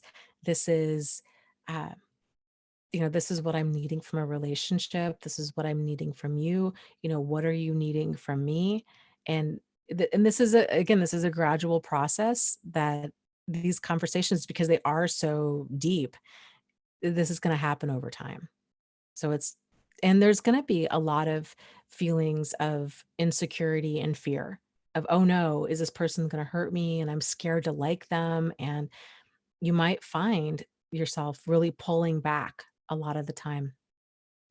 One of the concepts that I heard about earlier this year that I absolutely love, that's for sure helped me, and I think has helped a lot of other people as well, is the concept of knowing kind of who's steering the ship inside of us, which part of ourself is in charge. And because we're all wounded, everybody's wounded, and it's just to the degree that they're wounded and the degree of which that's driving their behavior and the degree that they're even aware that this wounded self is present.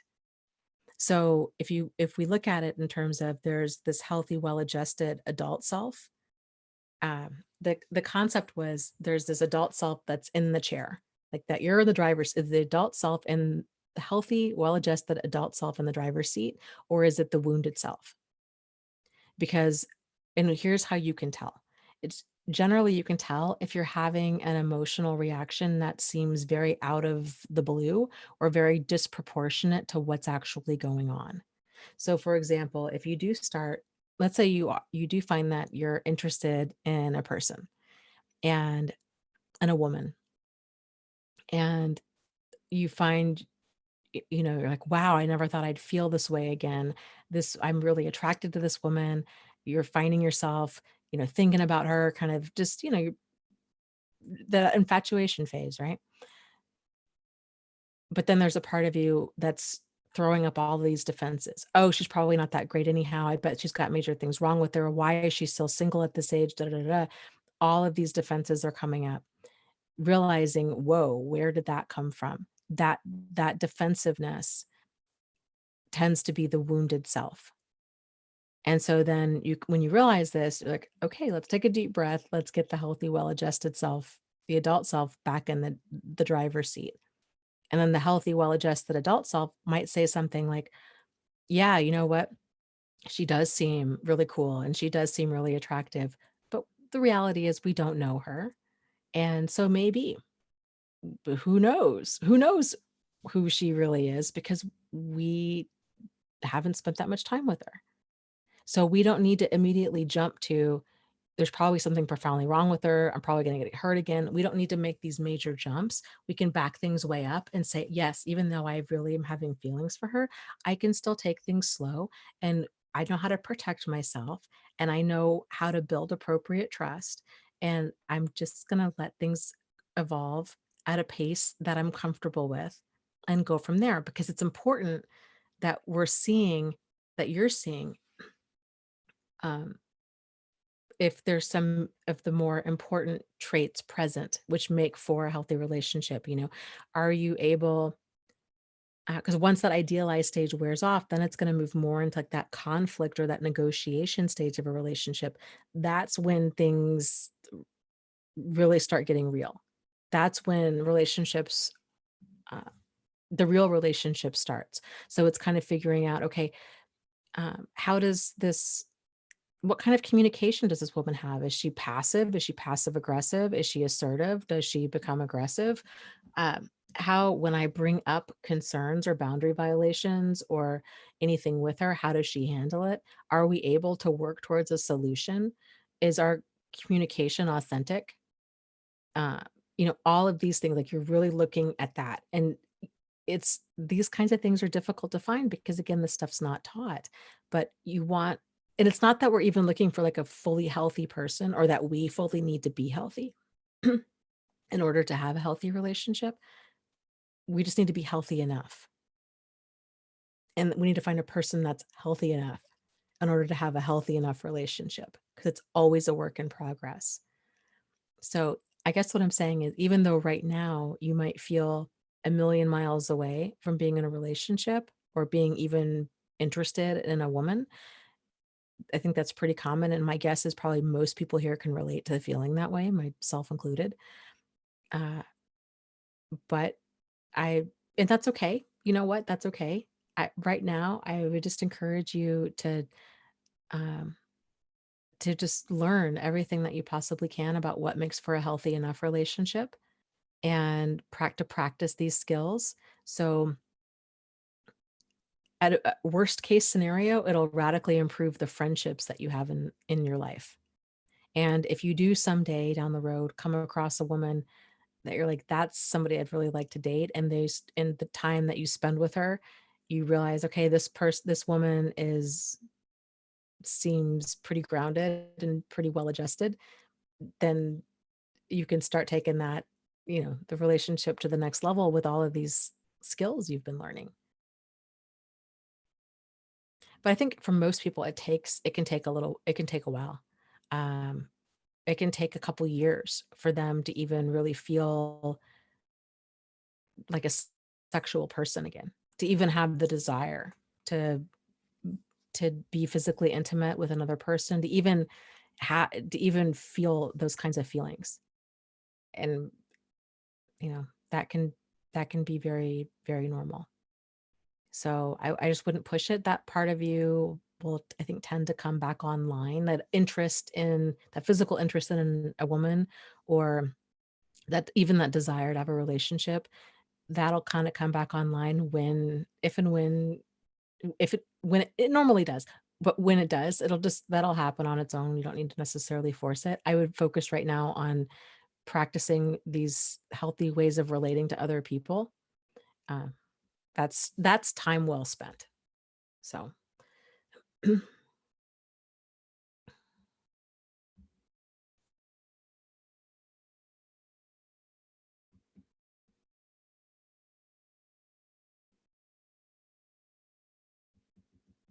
okay, let me scroll up here.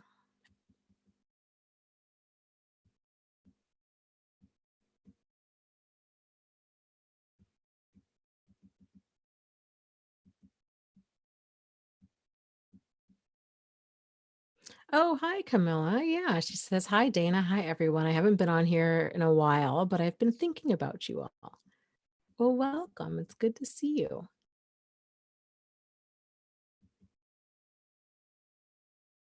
That's a really valid point. Missouri Cowboy mentions also something to work on and for us to kind of be on the lookout for at a minimum is the inner dialogue that, this woman or this guy.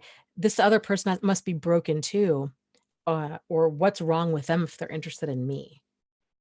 That's, you know, that can be concerning. That's definitely worth exploring if we are feeling like we don't have anything to offer. That's kind of the damaged self-esteem, the wounded self that's coming forward.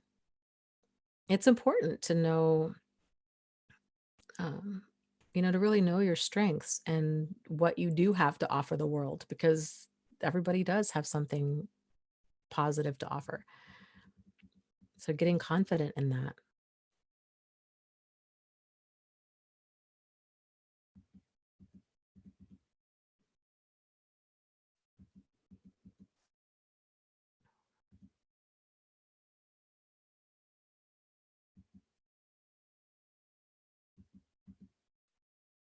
Okay, let's see. Scrolling up.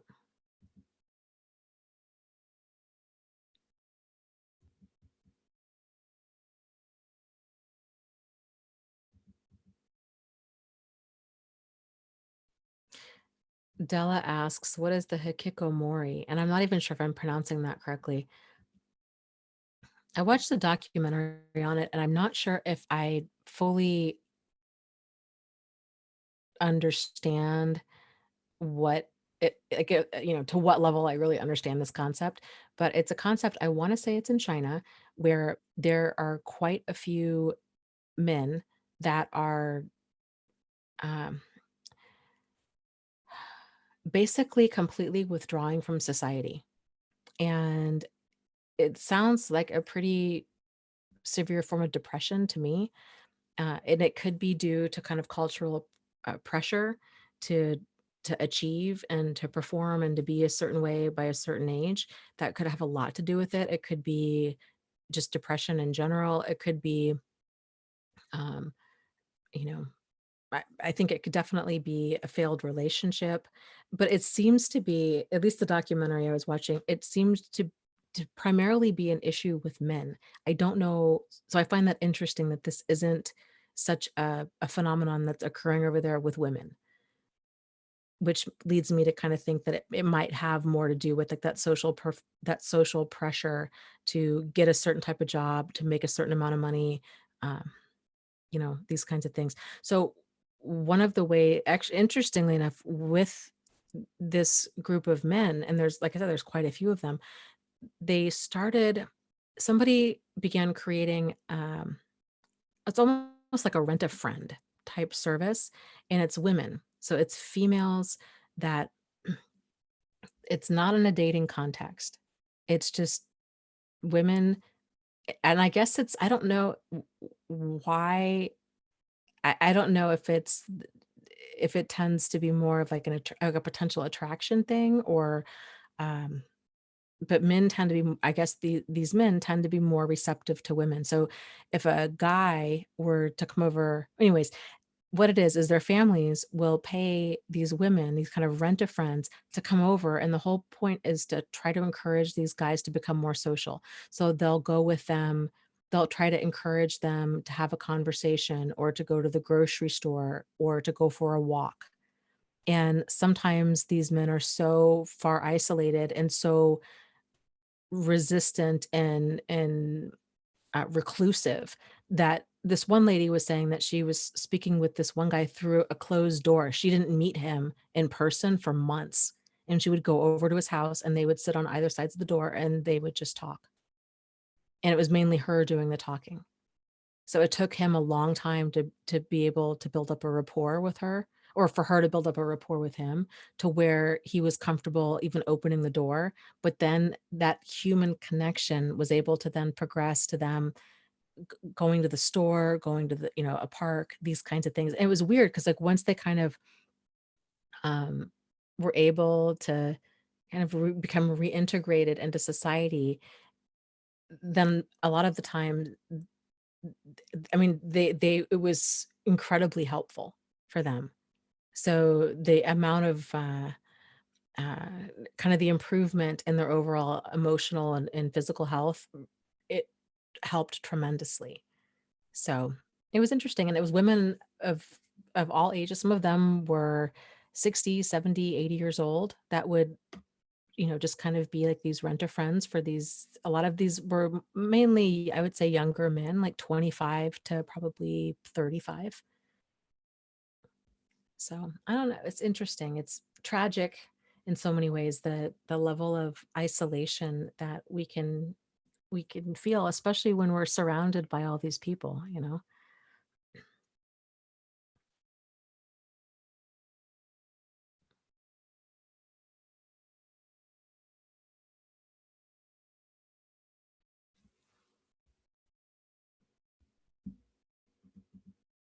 I'd say I'm missing part of the question, but I agree completely with what you're saying. Claza says, talking to Sam, and says, you know what? Your past partners are nobody's business but yours. You can just say, hey, we had we had a relationship, we parted amicably, we moved on, that's it. Or you can just say, you know what? You can just say something totally vague. Relationships, uh, it wasn't the best relationship. That's why it ended. You know, I'm here now, kind of a thing. You don't need to go into any detail, any of that. So,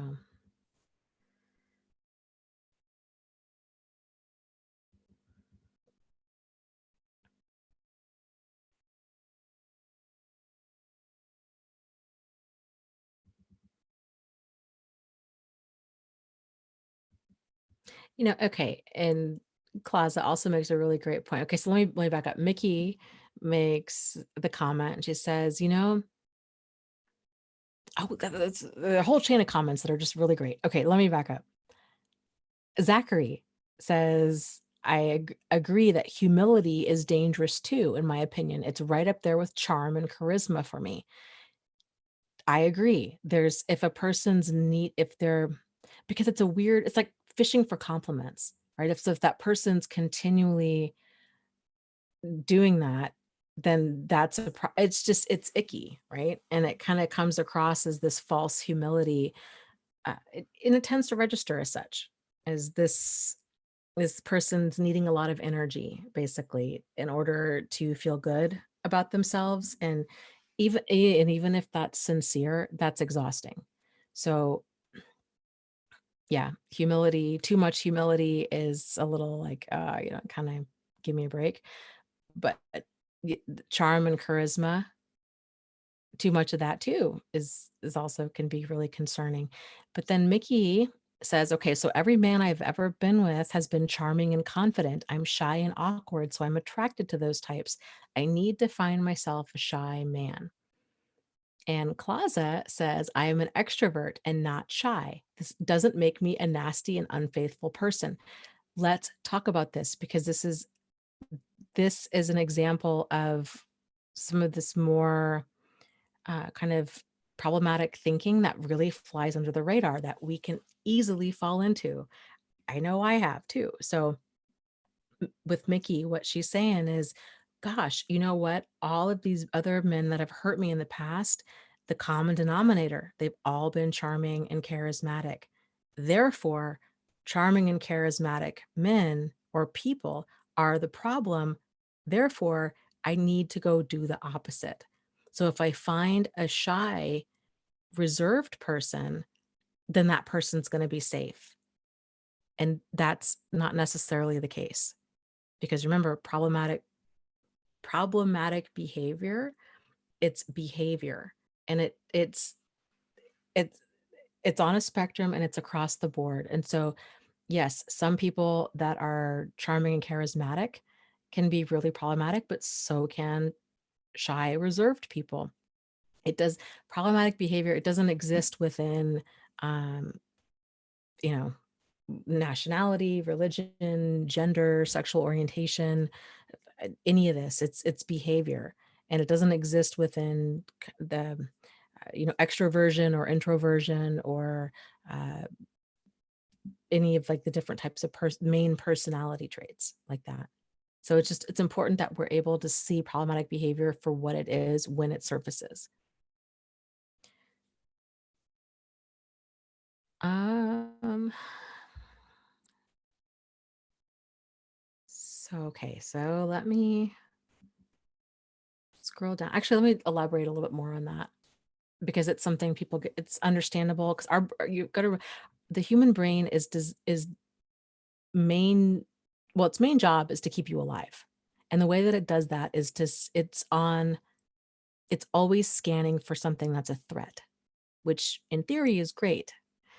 The problem is the human brain is also, because we are eh, taking in so many chunks of data every second, it's far more than our brain can process. So the more basic or the more primitive parts of our brain, like the reptilian part of our brain, the mammalian part of our brain, these are the older parts of our brain.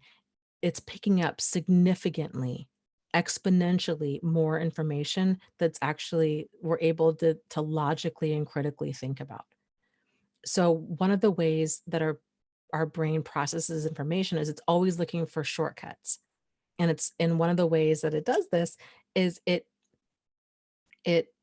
likes to put things in boxes. So it's kind of like this pattern recognition machine, I guess you could say. So it's looking for patterns. What caused, especially if like what caused you pain? And then if so, at first we might think, okay, if if if we're fortunate, well, I guess let me say it this way. In certain contexts, it's very cut and dry. You touch a hot stove, you get burned. You learn very quickly, don't touch a hot stove. That makes sense. But when what caused us pain, there's more elements at play, like a person caused us pain. There's so many factors at work there that it can be very difficult, if not next to impossible, for our brain to figure out what was it about this person that caused us pain. And until again, this stuff's not taught. So a person is going to struggle because we don't naturally have the vocabulary for different types of manipulative and abusive behavior. So when we don't even know what made them problematic, we're going to look for our best guess at that. How that tends what that tends to come out as we tend to start off with um, things that are more obvious. Oh, well, maybe it's um, certain character traits about the person. Oh, it's because they're Scorpio. Oh, it's because it's an older man or a younger woman, or it's because you know oh, it's because of their religion. Oh, I'm never gonna date a Catholic again. Oh, I'm never gonna date a Buddhist again. Oh, I'm never gonna date a redhead again. Or profession. Oh, I'm never gonna date an attorney again. I'm never gonna date a waitress again, whatever it might be. And then because we're not learning the right lessons, but our brain is doing the best it can possibly do based on that limited information of what caused us pain, odds are we're gonna crash into somebody else down the road that's also gonna cause us pain. And if that person, let's say that both those people have similar traits, they're both charismatic, they're both really outgoing, they're both attorneys, they're both older, then we might link up, okay, I'm gonna stay away from older attorneys who are charismatic. Those types of men are just a problem. And we're gonna make very hasty generalizations about what is safe and what is dangerous. But because what's safe and dangerous doesn't work like that, because it's a really big generalization to make, we're giving ourselves thinking we're giving ourselves this false sense of safety. And so because of this, and this is all going on subconsciously, right? But then now we're starting to figure out, because we all human beings, we all need to have a certain degree of safety in order to get out of bed in the morning, to function in life.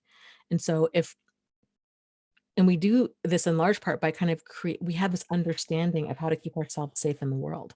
So when that understanding is really rattled, that when we have that's when we tend to do a lot of fortressing with boundaries. We tend to withdraw. We tend to be terrified to date because we don't know how to keep ourselves safe.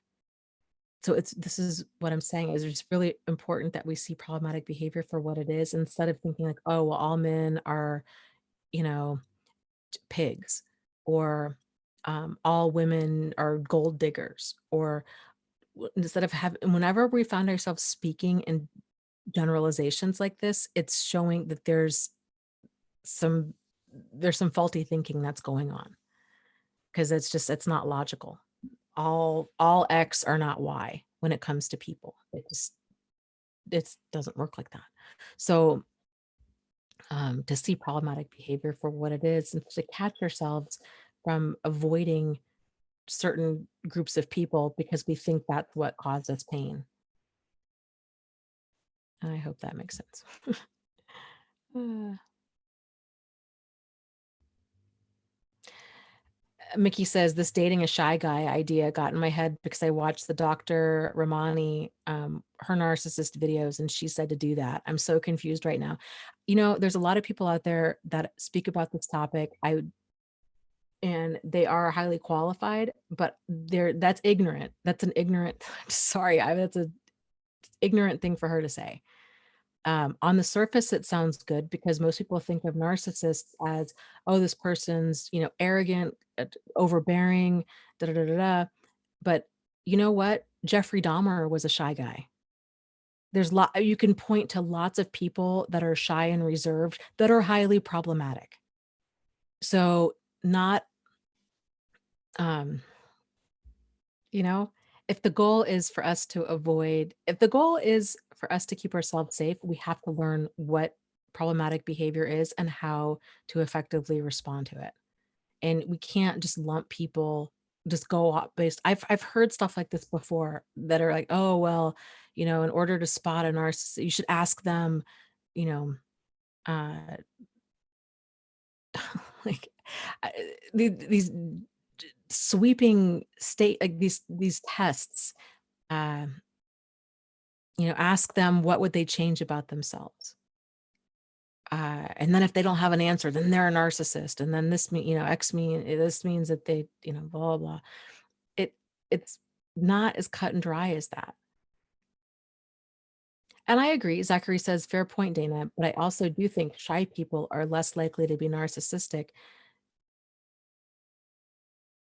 True, but at the same time, that doesn't mean that they're any less problematic.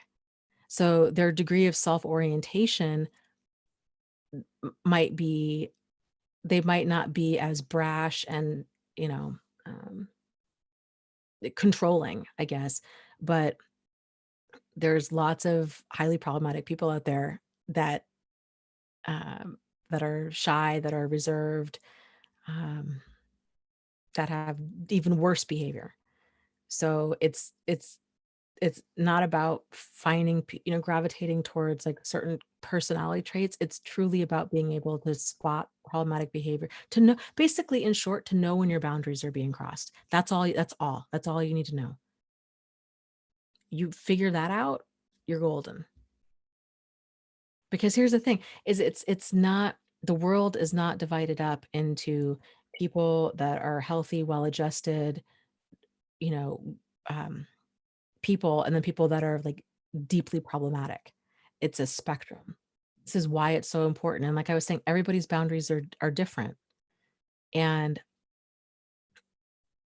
so this is one of the reasons too, like, with understanding, uh, narcissists or sociopaths, it's not such a cut and dry thing of with trying to spot, to like unveil them, like, okay, I'm going to unmask them. And is this person a sociopath or not? Like, it's not so cut and dry. It's spotting problematic behavior on that spectrum and then knowing what to do with it when it does surface.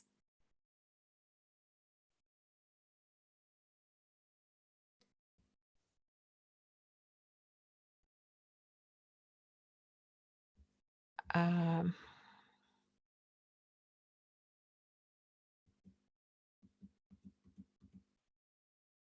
yeah, Mickey says, well, she's apparently an expert on narcissism.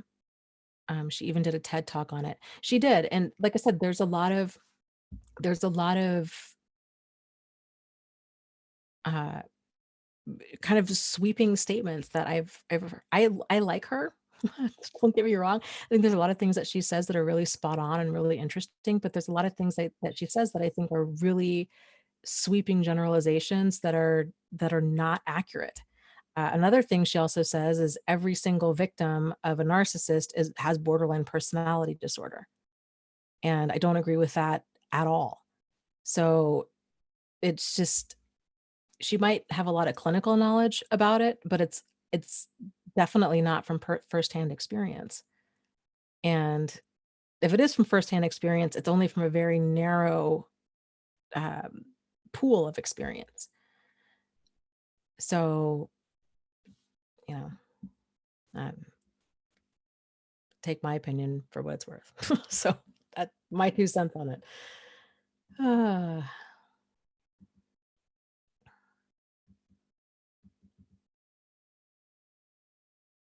okay.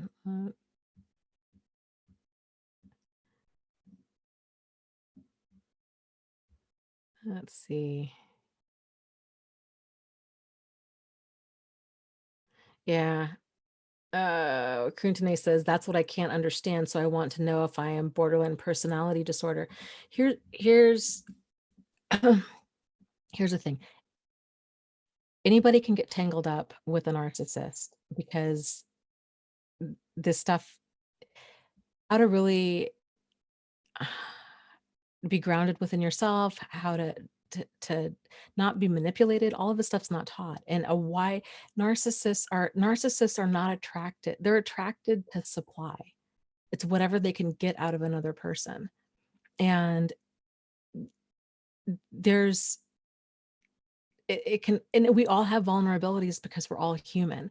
I think what she's referring to in terms of, narcissists only get caught up with people with borderline personality disorder is that with borderline personality disorder, one of the defining features is fear of abandonment. And so a person with borderline is BPD is going to hang on to any and every relationship until they can't hang on anymore or until somebody breaks up with them. I think that's what she's referring to. However, that's not the case for a lot of us that, well, that's not the only factor. That's not the only reason people stay in a relationship like this. They might stay out of fear, intimidation, finances. They might stay because they simply think that the issue is communication. If I can just get through to this person that they're being hurtful or that I'm not cheating, that they'll eventually see the light.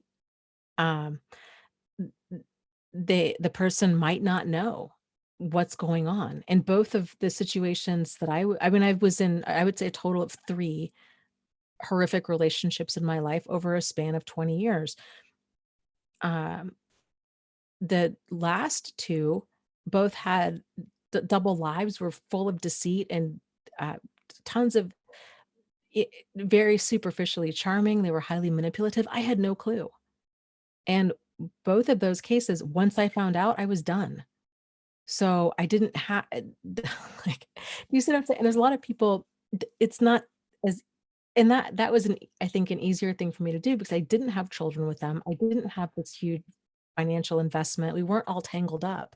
When a person has um, these other factors at play, it's a lot more difficult for a person to leave a relationship, especially if the person's controlling and they know, like, if I try to divorce this person, they might kill me, they might make my lives miserable, they might make my children's lives miserable. I'm concerned about my pets. There's a whole number of things. So no, I think it's ridiculous and re-victimizing and completely inaccurate uh, to say that all narcissists only the only people that stay with them are because of borderline personality disorder.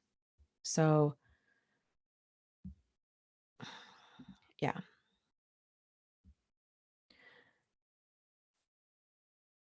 Okay, let's see.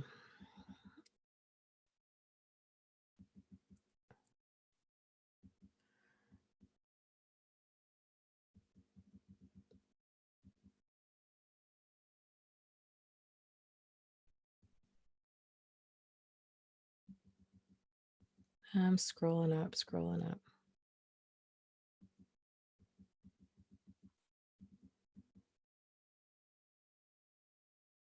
Mickey says, yeah, you're right. Okay, she's making generalizations. Yes, she is. And generalizations can be really dangerous, especially, and cause a tremendous amount of confusion in people that have been abused, because because we're trying to figure out, we need to create a new map of the world in order to keep ourselves safe. And that's why generalizations can do so much damage. So, and I've been guilty of it. There's a lot of my old videos that I really need to go back and redo, because I didn't realize how much confusion they could potentially cause. So, oh yeah. So I guess the point of that is, I think we've all said stuff that hasn't been the most helpful. But I guess at the end of the day, it's important that we're able to spot um, problematic advice or problematic, um, yeah, I guess problematic input or feedback, regardless of who it's coming from. Me, Dr. Romani, somebody else, a priest, a therapist, your best friend, your mother, whoever it might be. It's really important that we're able to think for ourselves and to know when we're being treated in a way that we're not okay with, and to know how to handle that if and when it does happen. So,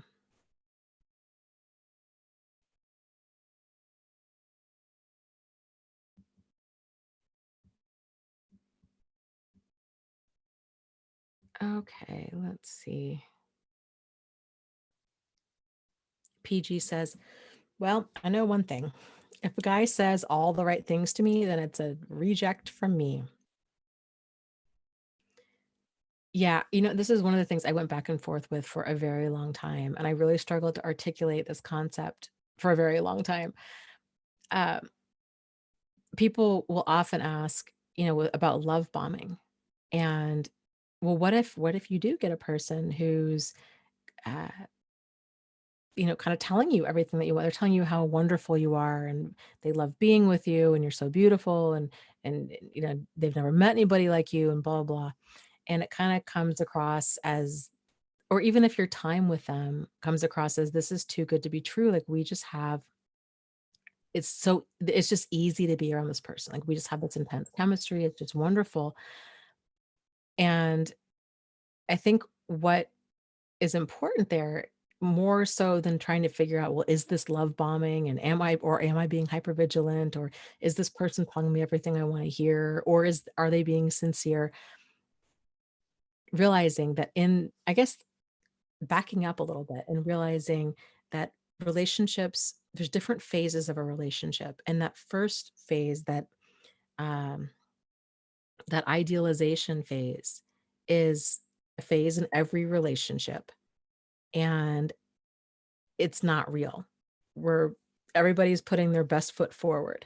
So people are going to great lengths to find common ground with the other person.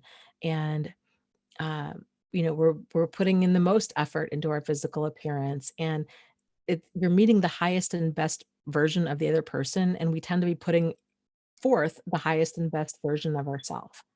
We tend to focus on being agreeable, because we're trying to establish a relationship or a friendship or whatever with this other person. That doesn't last. So even if it feels real to you or to them, it's not that's not the relationship. That's just the initial infatuation.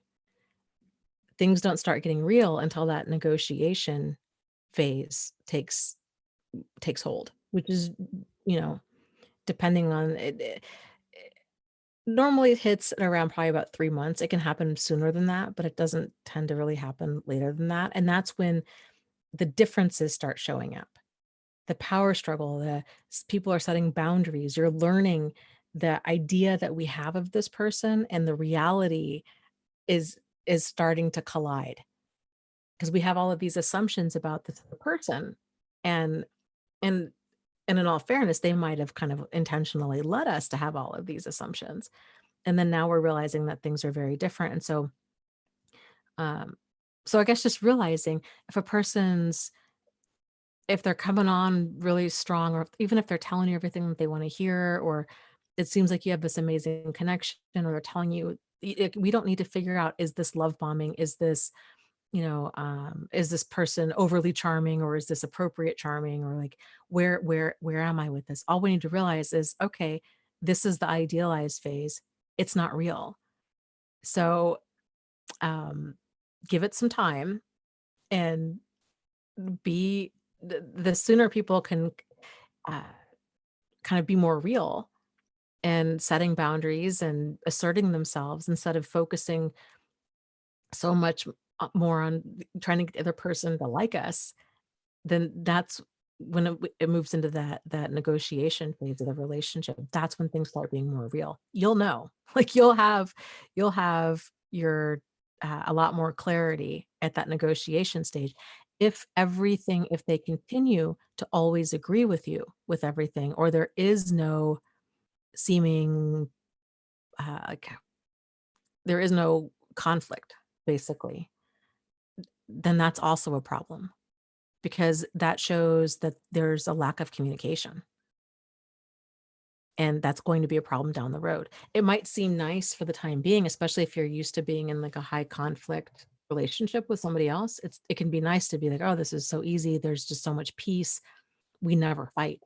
But if there's never any disagreement about things, then generally both people are choking stuff down. They're just not saying it. So it's really important, because it's in that negotiation phase that that's where this ability to cultivate that emotional um, safety is formed. Because that emotional safety is basically getting to know another person, paying attention to how they're handling the information that you're sharing with them.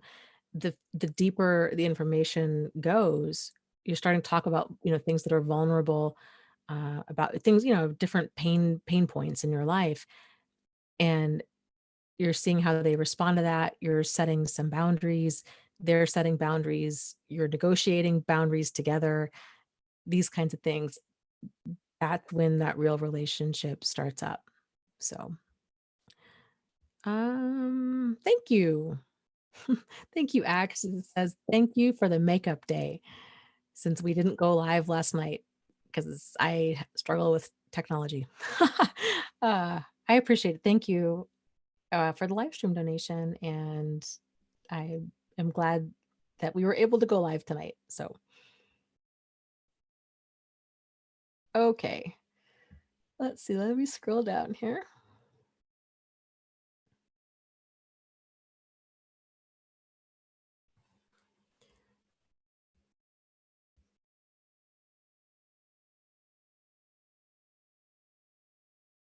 Zachary says, for me, the most pain came from being so profoundly lied to. It sucks when you give someone your genuine self and you didn't get it back.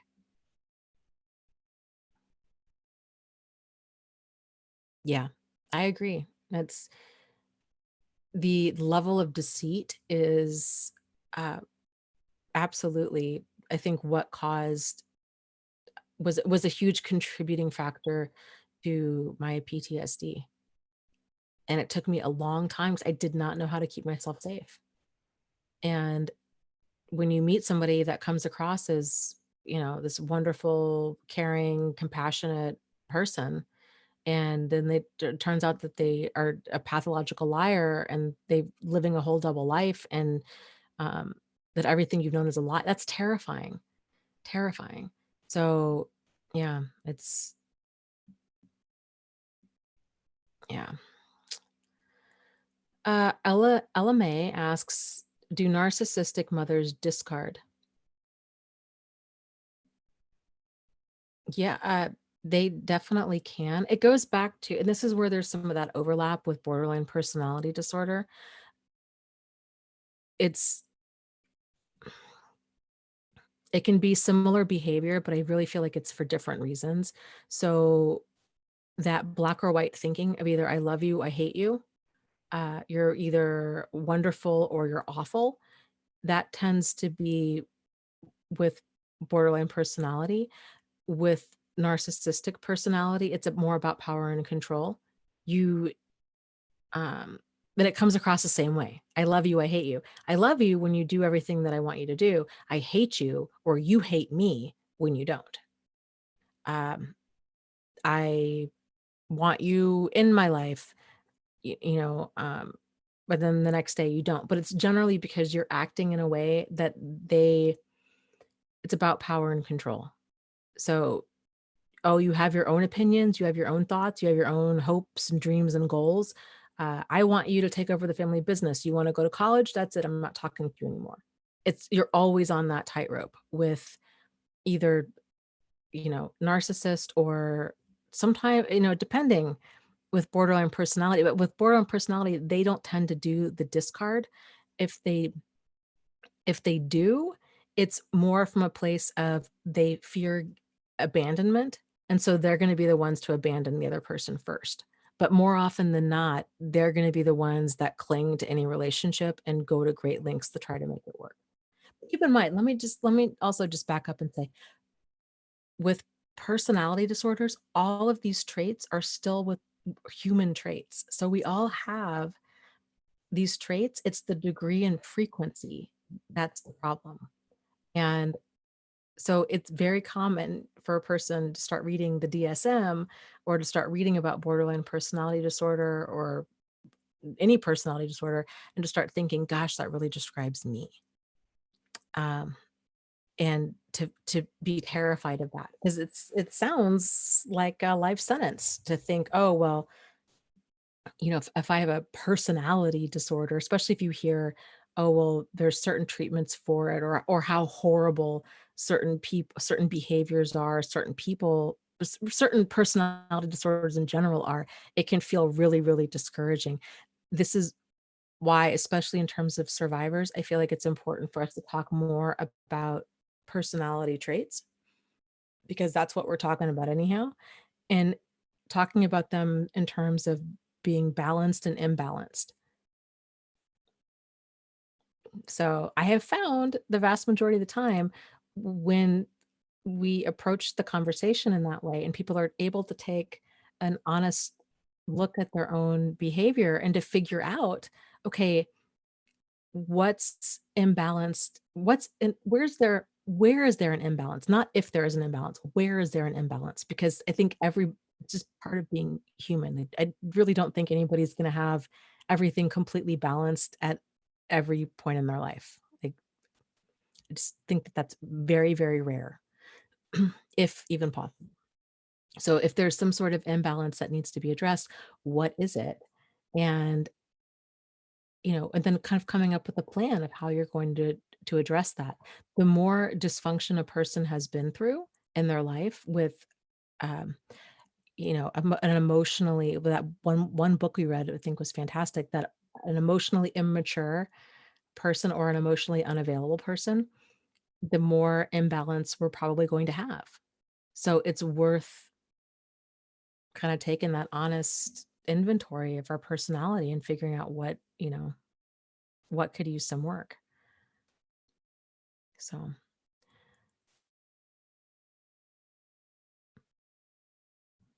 let's see here. Let me scroll up. Erock says, I still don't understand borderline personality disorder. The symptoms check off for me, but so do PTSD, which I am diagnosed with. Yeah, there's a lot of overlap there. And again, it has more to do with like um, degree and frequency and development. So for example, if trauma is transformative and it's also very dysregulating and it oftentimes causes a lot of personality changes within someone. If your personality, if you're noticing major behavioral changes within yourself after a certain event, that tends to be more trauma related. Whereas borderline like a personality disorder tends to be, it's a more of a long standing way that a person's interacting, that they're viewing the world and that they're interacting with the world. So, um, but again, a lot of these, I guess here's another way I would look at it too, is because I've seen a lot of people that have really struggled with a lot of this emotional dysregulation, and the more knowledge that they have of and the validation that they have and the clarity that they have about what's going on and why, that tends to give them a lot of the answers that they're seeking, which tends to reduce that level of emotional dysregulation. And then also just understanding, just I guess just gaining that self-awareness, um, with those fears of abandonment.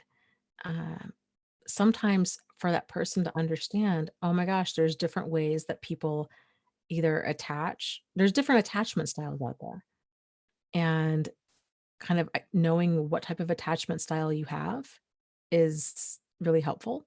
And then knowing that, okay, there's certain things that can be done in order to cultivate a more secure level of attachment. Because sometimes if we're going through life and we're thinking, gosh, commitment is forever, love conquers all, um, you gotta forgive and forget. We're surrounded by all these dysfunctional messages. Then we get tangled up with a really pathological person. Nobody sees it, including us, right? We're still getting all of these messages. Oh, forgive and forget. You're not perfect either. You got to keep trying. Commitment, if you're even thinking about leaving your marriage, then you were never married to begin with. All of these things, this is the mind scramble that a web, a cobweb, you know, spider's web that people get caught up in, and that causes them to stay in these relationships because of all of the dysfunctional messages that are out there. So that's part of it, identifying kind of dysfunctional messages, but then also understanding too, uh, about different types of attachment and why we're in certain relationships. And, if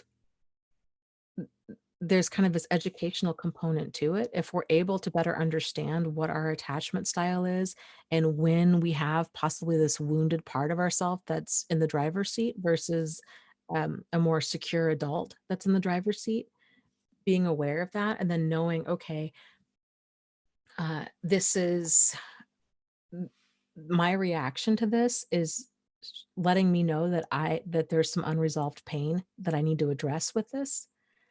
So you're just bringing it to your awareness, and then you're working on it, and that's all any of us can do. So I guess that's what I would focus on more than getting necessarily kind of hung up on a diagnosis, because um, it's the behaviors that are going to be important to address anyhow.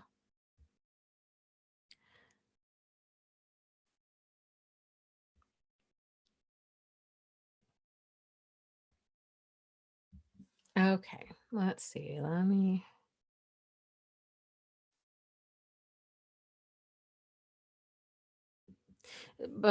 go back to actually real quick, like with borderline personality disorder.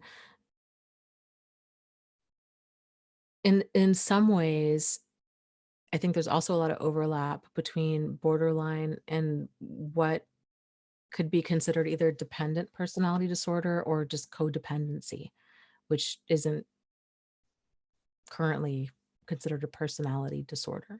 So, but there's certain traits within, um, I don't know, worldview, the way that they interact with the world, that are common with borderline personality disorder that tends to get them tangled up time and time and time again with problematic people. So it does tend to be, but again, I guess I would just encourage you, put the label aside, because this whole cycle of dysfunction, and this is what's going to happen. This is what happens when a person's born into or caught up in a cycle of dysfunction. They're gonna most likely develop a lot of these behaviors, but I really think that there's a you know if the person's able to gain that awareness of what's going on and coming up with a plan on how to get more balance there, then that's possible. They might still have long-term, um, effects on that, It's like you might always kind of walk with a limp kind of a thing, like, it might still always be there to some extent, but it doesn't have to be debilitating. So, for example, with borderline personality, it tends to be, um, fear of abandonment, which tends to result in, um, a lot of, unhealthy and short-lived relationships, is a lot of times that level of discernment about, mm, a healthy person versus a problematic person is not there because they're so concerned with, I I need to be loved, I wanna be loved, I don't feel loved unless I'm in a relationship, and then, "Oh, if this person's somewhat interested in me, I'm gonna hang in here until I can't hang on anymore or until they leave me," which is gonna cause pain, right? It's gonna be they're in a oftentimes, it's a crapshoot if they get into a painful relationship or a healthy one, but 9 times out of 10, it's gonna be a painful relationship because they don't have that ability to discern a safe person from, like, a destructive person. And because they also fear abandonment, they're not gonna take self-protective action.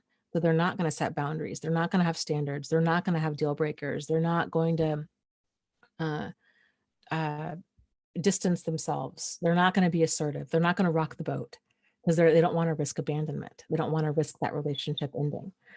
Um, there's, the emotional volatility. Well, yeah, right? Like, if a person's continually in these relationships that are causing them pain and they can't discern, uh, unstable self-image. So really struggling, they don't know who they are, or it's ever shifting because a lot of times it's sort of like, I don't have a sense of self for whatever reason, generally through, I would say there probably, uh, they were born into dysfunction generally. They weren't, at a minimum, they weren't taught how to be an individual. So all of that, those parts of us that make us an individual were never cultivated. If anything, they were continually muffled or silenced. "Oh, you wanna play guitar? I don't want you to play guitar. You should, take up, I don't know, join the chess club instead. You wanna do this? No, you shouldn't do that for whatever reason. You should go do this instead." They're just continually being erased, basically, and so they don't know who they are, and so who they are depends in large part of what they cultivating the self of who they feel would be accepted by others, which is ever shifting because a lot of their relationships are ever shifting. So we're with somebody, a person with borderline personality, they're with somebody, they kind of morph into who they think that person wants them to be.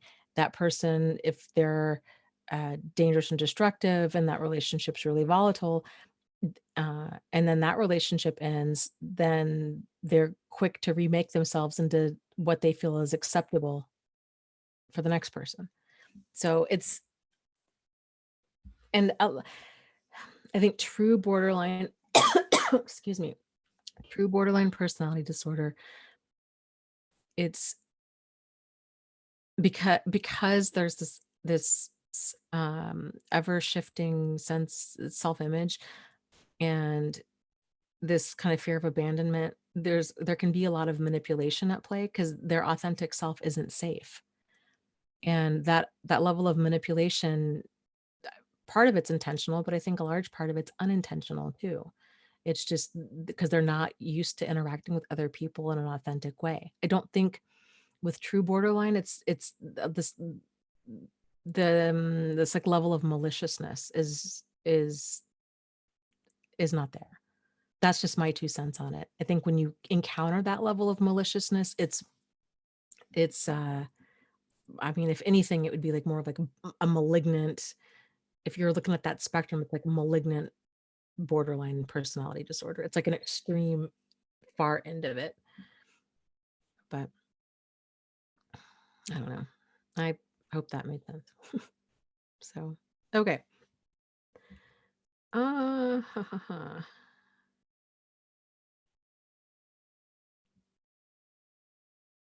Ricky says, I read somewhere that a borderline is created by a narcissist.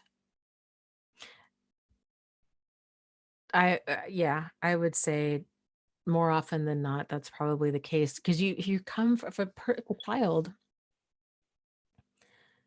comes from a home where they're not validated, and that's putting it mildly and broadly. So there is no respect for the child as an individual, and they're continually being erased. Then that child's gonna learn at a very young age of who I am is not okay. So I need to be who you want me to be in order for you to take care of me and to not abandon me, basically. So that child's gonna start they learn really early on, like, you gotta walk on eggshells. Gotta keep a lot of your who you really are quiet so you don't rock the boat. And then they take that way of those maladapt it's I say maladaptive, but maladaptive behavior, by and large, it starts out as adaptive. There's a purpose for it, there's a reason for it, and it works early on. It works at some point until it stops working, and then it becomes problematic. So that's the problem. And so then as they get older, especially when they start dating and they start, you know, it's this way of interacting with the world, their sense of self within the world, their ability to discern, the behavior of others. This is when it really just explodes. So, and you know, their lives just don't work for them.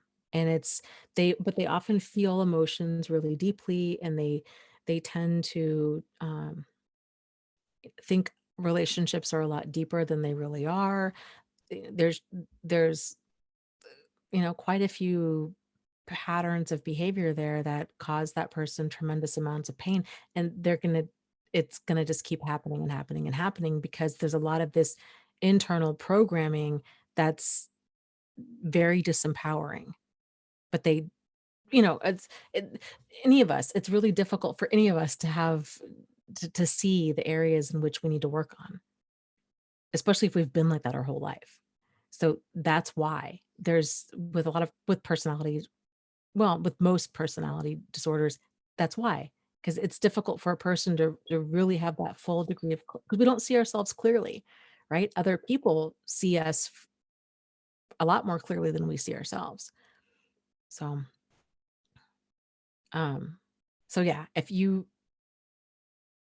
have if a child grows up in a really uh, abusive, damaging home with emotionally immature, emotionally unavailable parents, these kinds of things. I would say the vast majority of the time, actually, if not all of the time, they're going to have some profound imbalances there with the way that they interact with others because that's how they've learned to get their needs met. And that child might become incredibly self absorbed and narcissistic, or that child might become the opposite side. So instead of being like an overtaker, they become more of that overgiver. So they overgive chances, instead of second chances, 20-second chances. It's those fears of abandonment. I've got to make every single relationship work. They there's going to be a whole series of imbalances there. They might be very controlling and very regimented. That's their way of keeping their world safe and secure. They might become um they tend to become very mature, they can become very mature children because they're taking on that adult role early on. Uh, that they tend to be very out of tune with their emotions and very in tune with the emotions of other people because that's what they've learned, that your emotions don't how you feel doesn't matter, but you better damn well make sure that you understand how everybody else feels because you got to walk on eggshells 24/7. So, yeah. Okay, let's see here.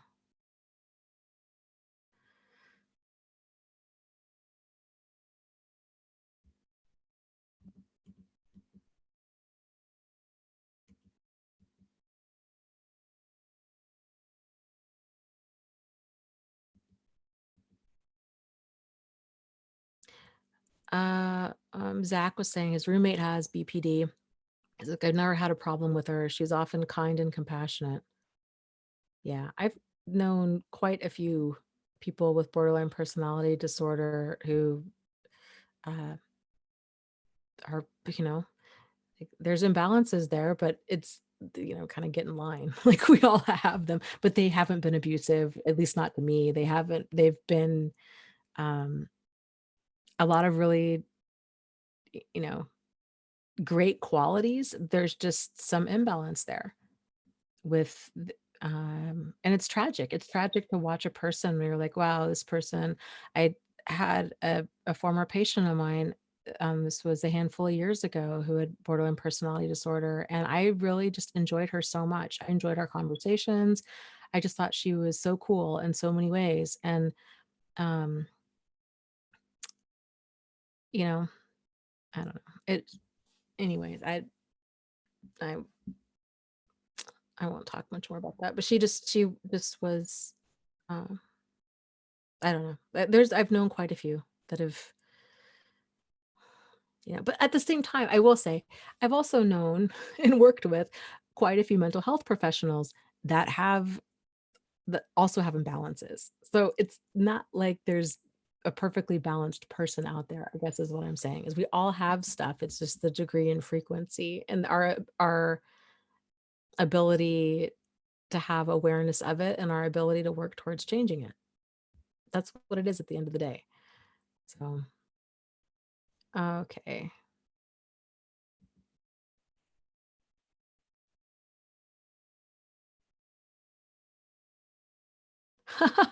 That's random. Kamami, bonsoir, says, hello from France. I was wondering if in the USA people add salt or sugar in sweet potato recipes.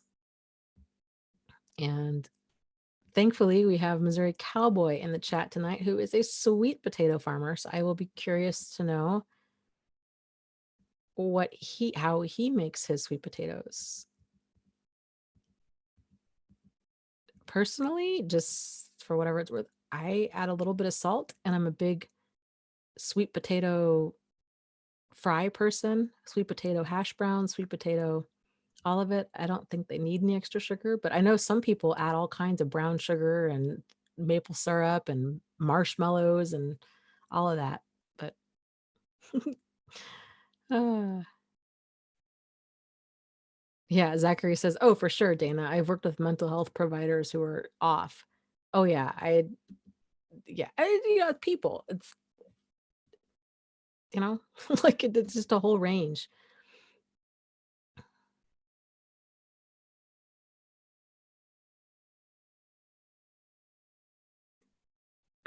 Let's see.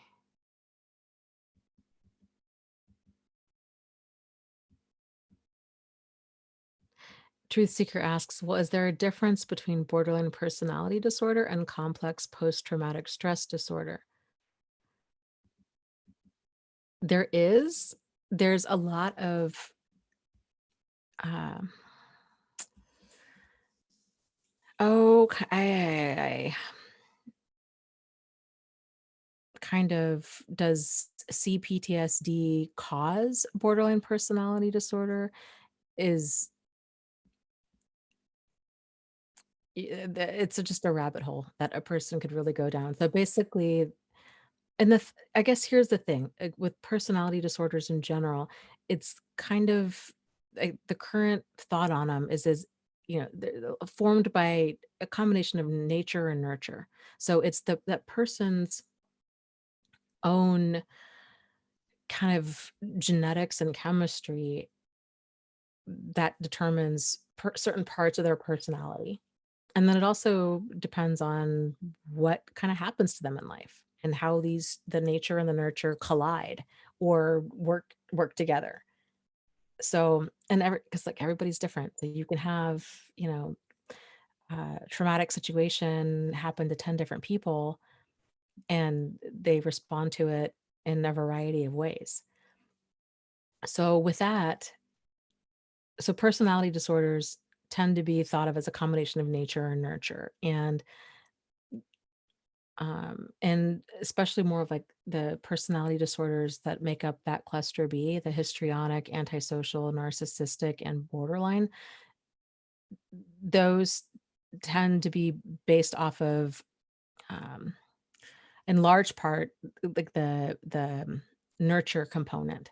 So it's kind of dysfunction begets dysfunction. So if a person's raised with the emotionally unavailable parent or parents, you know, and that's again putting it mildly, like if they're experiencing abuse, neglect, chronic invalidation, a lot of these things, it has definitely has the potential kind of well, not to kind of, but to shape a person's personality in some very maladaptive ways.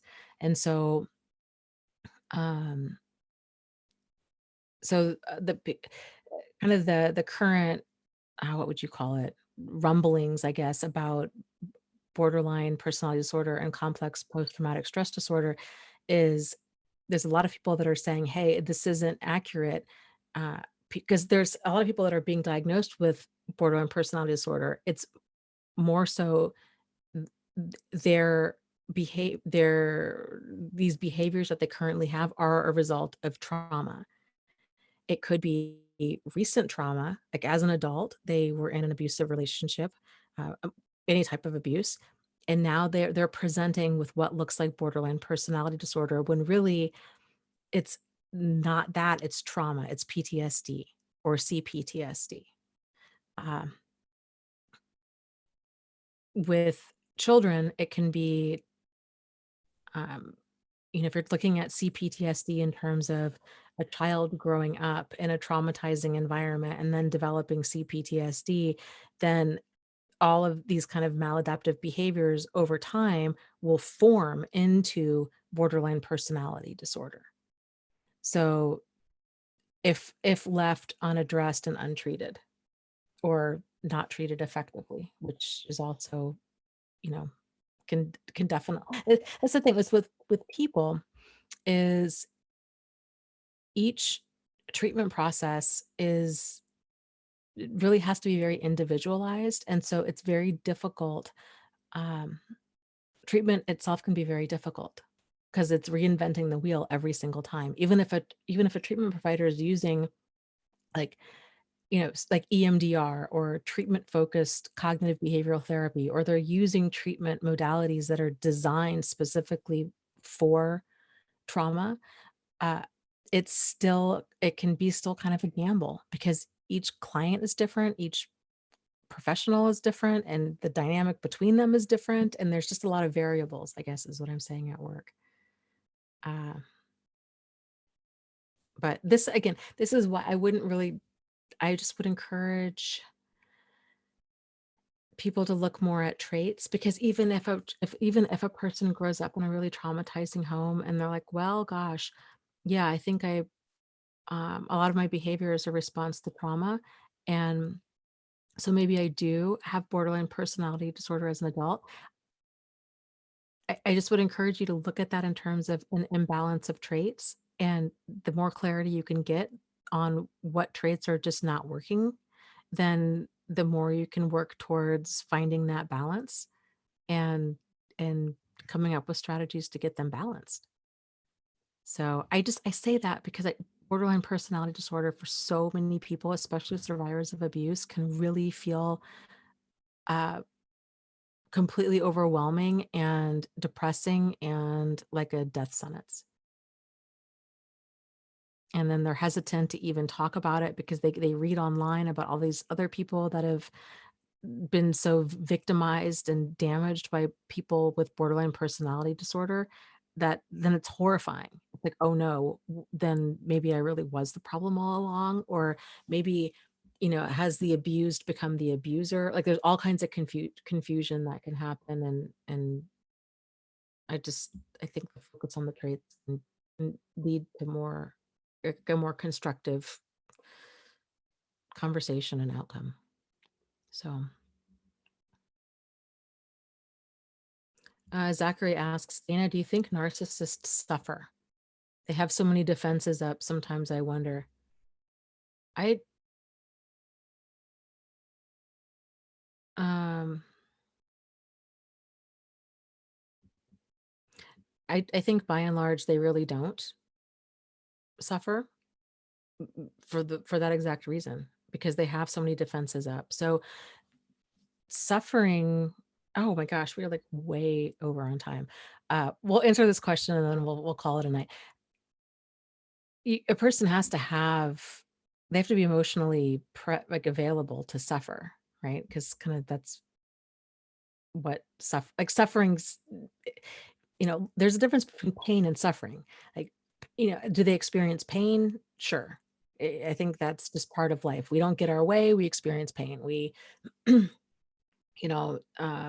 some sort of emotional upset, we experience pain. Suffering is a different level. Suffering, in order for suffering to be present, there has to be some deep emotional connection to someone or something present in order for us to actually for suffering, for long-term emotional pain to occur, I guess is what I'm saying. That's a whole nother conversation, because like, even suffering, like Buddhists would say, even that suffering is optional, and I would agree with that too. So I think a person can also not suffer, but that doesn't make them a narcissist. I think it can, there's that line there. So a person, I don't know, I'm probably getting way too far off track with that, but um if there's no sincere emotional investment in somebody, like with narcissists or sociopaths, then there is no suffering, because there is no emotional attachment. But I think you could make the argument that they're missing out on I think a lot of the beauty of life is really getting to know other people and to have that emotional and empathetic resonance with them. That's the human experience, right? So they don't have that. So then I think it kind of begs the question of like, well, are they even really like living, or are they just existing? Because to go through life, because you're basically, I mean, they're just kind of going through life at like the base levels of Maslow's pyramid. It's just they're getting their basic wants and needs met, food, clothing, shelter, sex, basic levels of prestige. But that doesn't make for a good life at all. I mean, that's just there's so much more than that, right? That's such a superficial existence. That's not living, that's existence, right? Like, I think most of us know, like, hey, life really doesn't starts to happen at like the higher levels of that pyramid, with healthy self-esteem, and you're striving towards self-actualization, and it's this deeper connection to other people, and in truly getting to um we're seeing other people as other people, not as some extension of ourselves, or not some sort of um, we're able to appreciate the differences of other people, these kinds of things. It's like, you're able to see your own strengths and weaknesses clearly. You're able to strive towards that self-actualization, that living a life of purpose on purpose. That's when we really become alive. But they don't have that. For them, it's just gonna consume and destroy. It reminds me of that movie Pinocchio, where Pinocchio it's been a long time since I've seen that movie, but he ends up going to where what is it, the Coney Island or something, with all of the other little boys, and they're all uh it's just it's like instant gratification island. They're all smoking, they're playing pool, they're cussing, they can stay up late, they have no bedtime. They're just these little boys are all just running wild, and they're loving it because it's all instant gratification. You want to eat junk food, you do that, you just do whatever you want. And then in the cartoon, they all turn into donkeys, to asses, right? And they stop being little boys, they just turn into a bunch of asses. And I think there's a lot of kind of metaphor to that about not growing as a human. Like, if we stay in that child mindset, that's what happens. We just become an ass. Like, we don't ever evolve into uh, an adult with responsibilities and purpose and meaning. So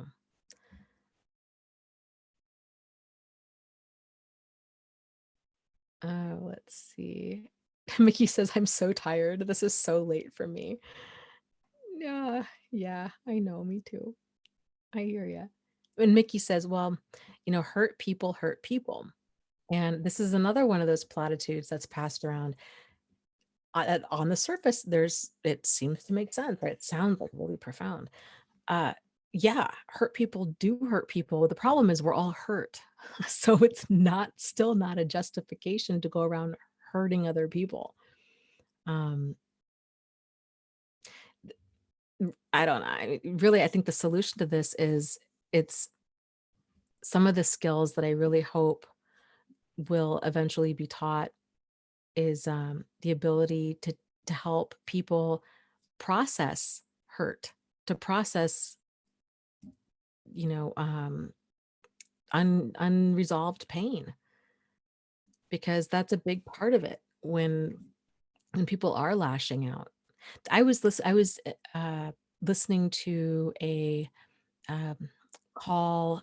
Anyway, it was excuse me, listening to a seminar kind of thing, for lack of a better term, yesterday. And the speaker was talking about, he's a therapist here in Michigan, and he was wanting to start a hotline for violence.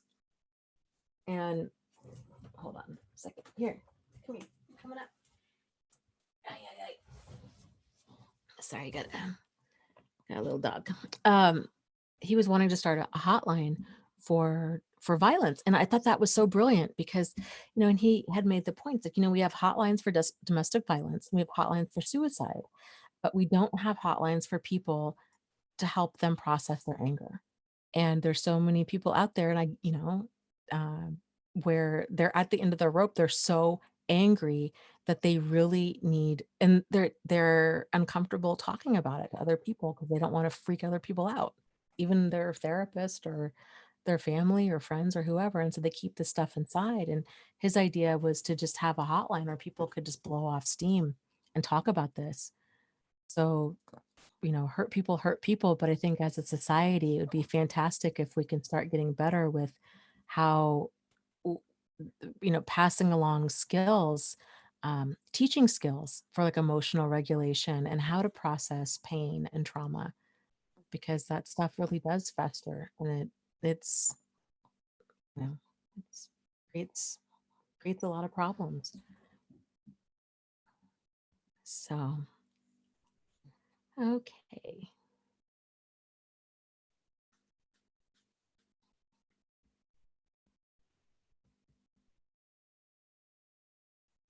Uh, Oh, very cool. And Mara says, I worked on a teen chat line when I was a teen. It was great. That is so cool. What a wonderful experience on so many levels.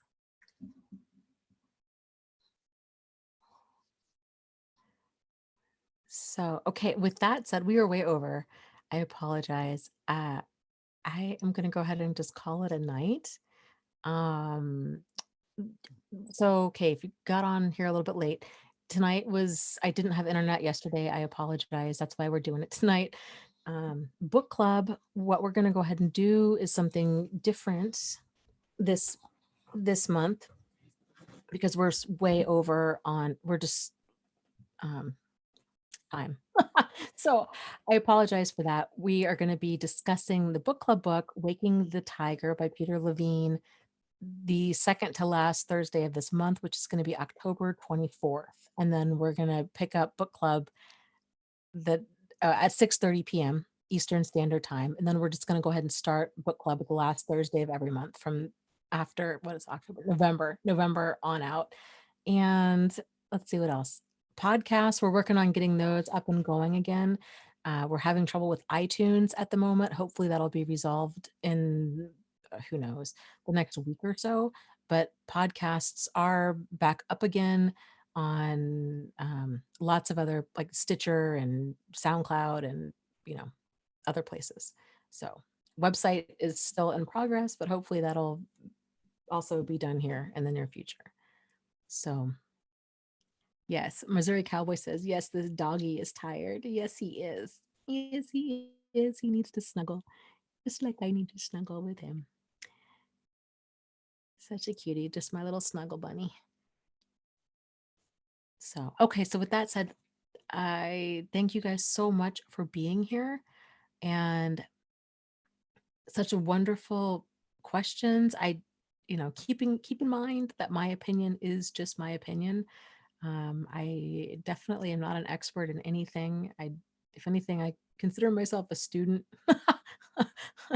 uh, yeah, sometimes an at-risk student, but a student of life and love and everything else. So yes. So I guess take what helps and let the rest go with this and with everything else out there in life. So with that said, you guys have a wonderful evening and I will see you next Wednesday. So, so lots of love to you. You are not alone. You are not crazy and you really can move forward and heal from this. So take care and we'll see you guys next week. Okay. Good night. Oh, I know, buddy. I know.